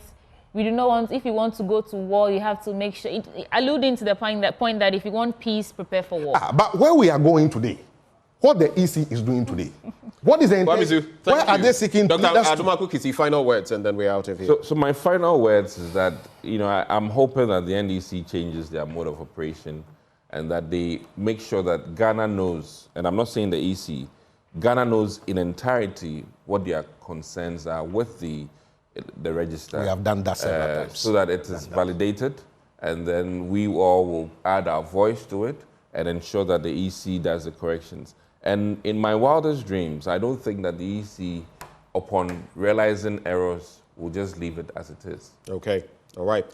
We are your election headquarters, and of course, we've brought you all the scoop here. You can stick and stay for more because as we come through with Joy News Desk, there will be a lot more that we'll be bringing your way. But those who joined us in the studio, we have Dr. Dixon Adumaku-Kisi, Member of Parliament for Anyaso Utom. We're also joined by political scientist, head of the Department for Political Science at the University of Ghana, Professor Seydou Mahama Alidu. And of course, we also had Kwame Zu from the NDC's end in the studio. Sweetie Abochi? Yes, I think whether NDC, NPP, independent, non-partisan, we're all freedom fighters. And I took a cue from the song in the background, I think from Maxwell's Obra Sports. We're all freedom fighters standing on a mountain. And we are sending a message across that let this election be peaceful. Let Ghana win in 2024. Thank you so much, and that's our show. Joy News Desk is coming up with more.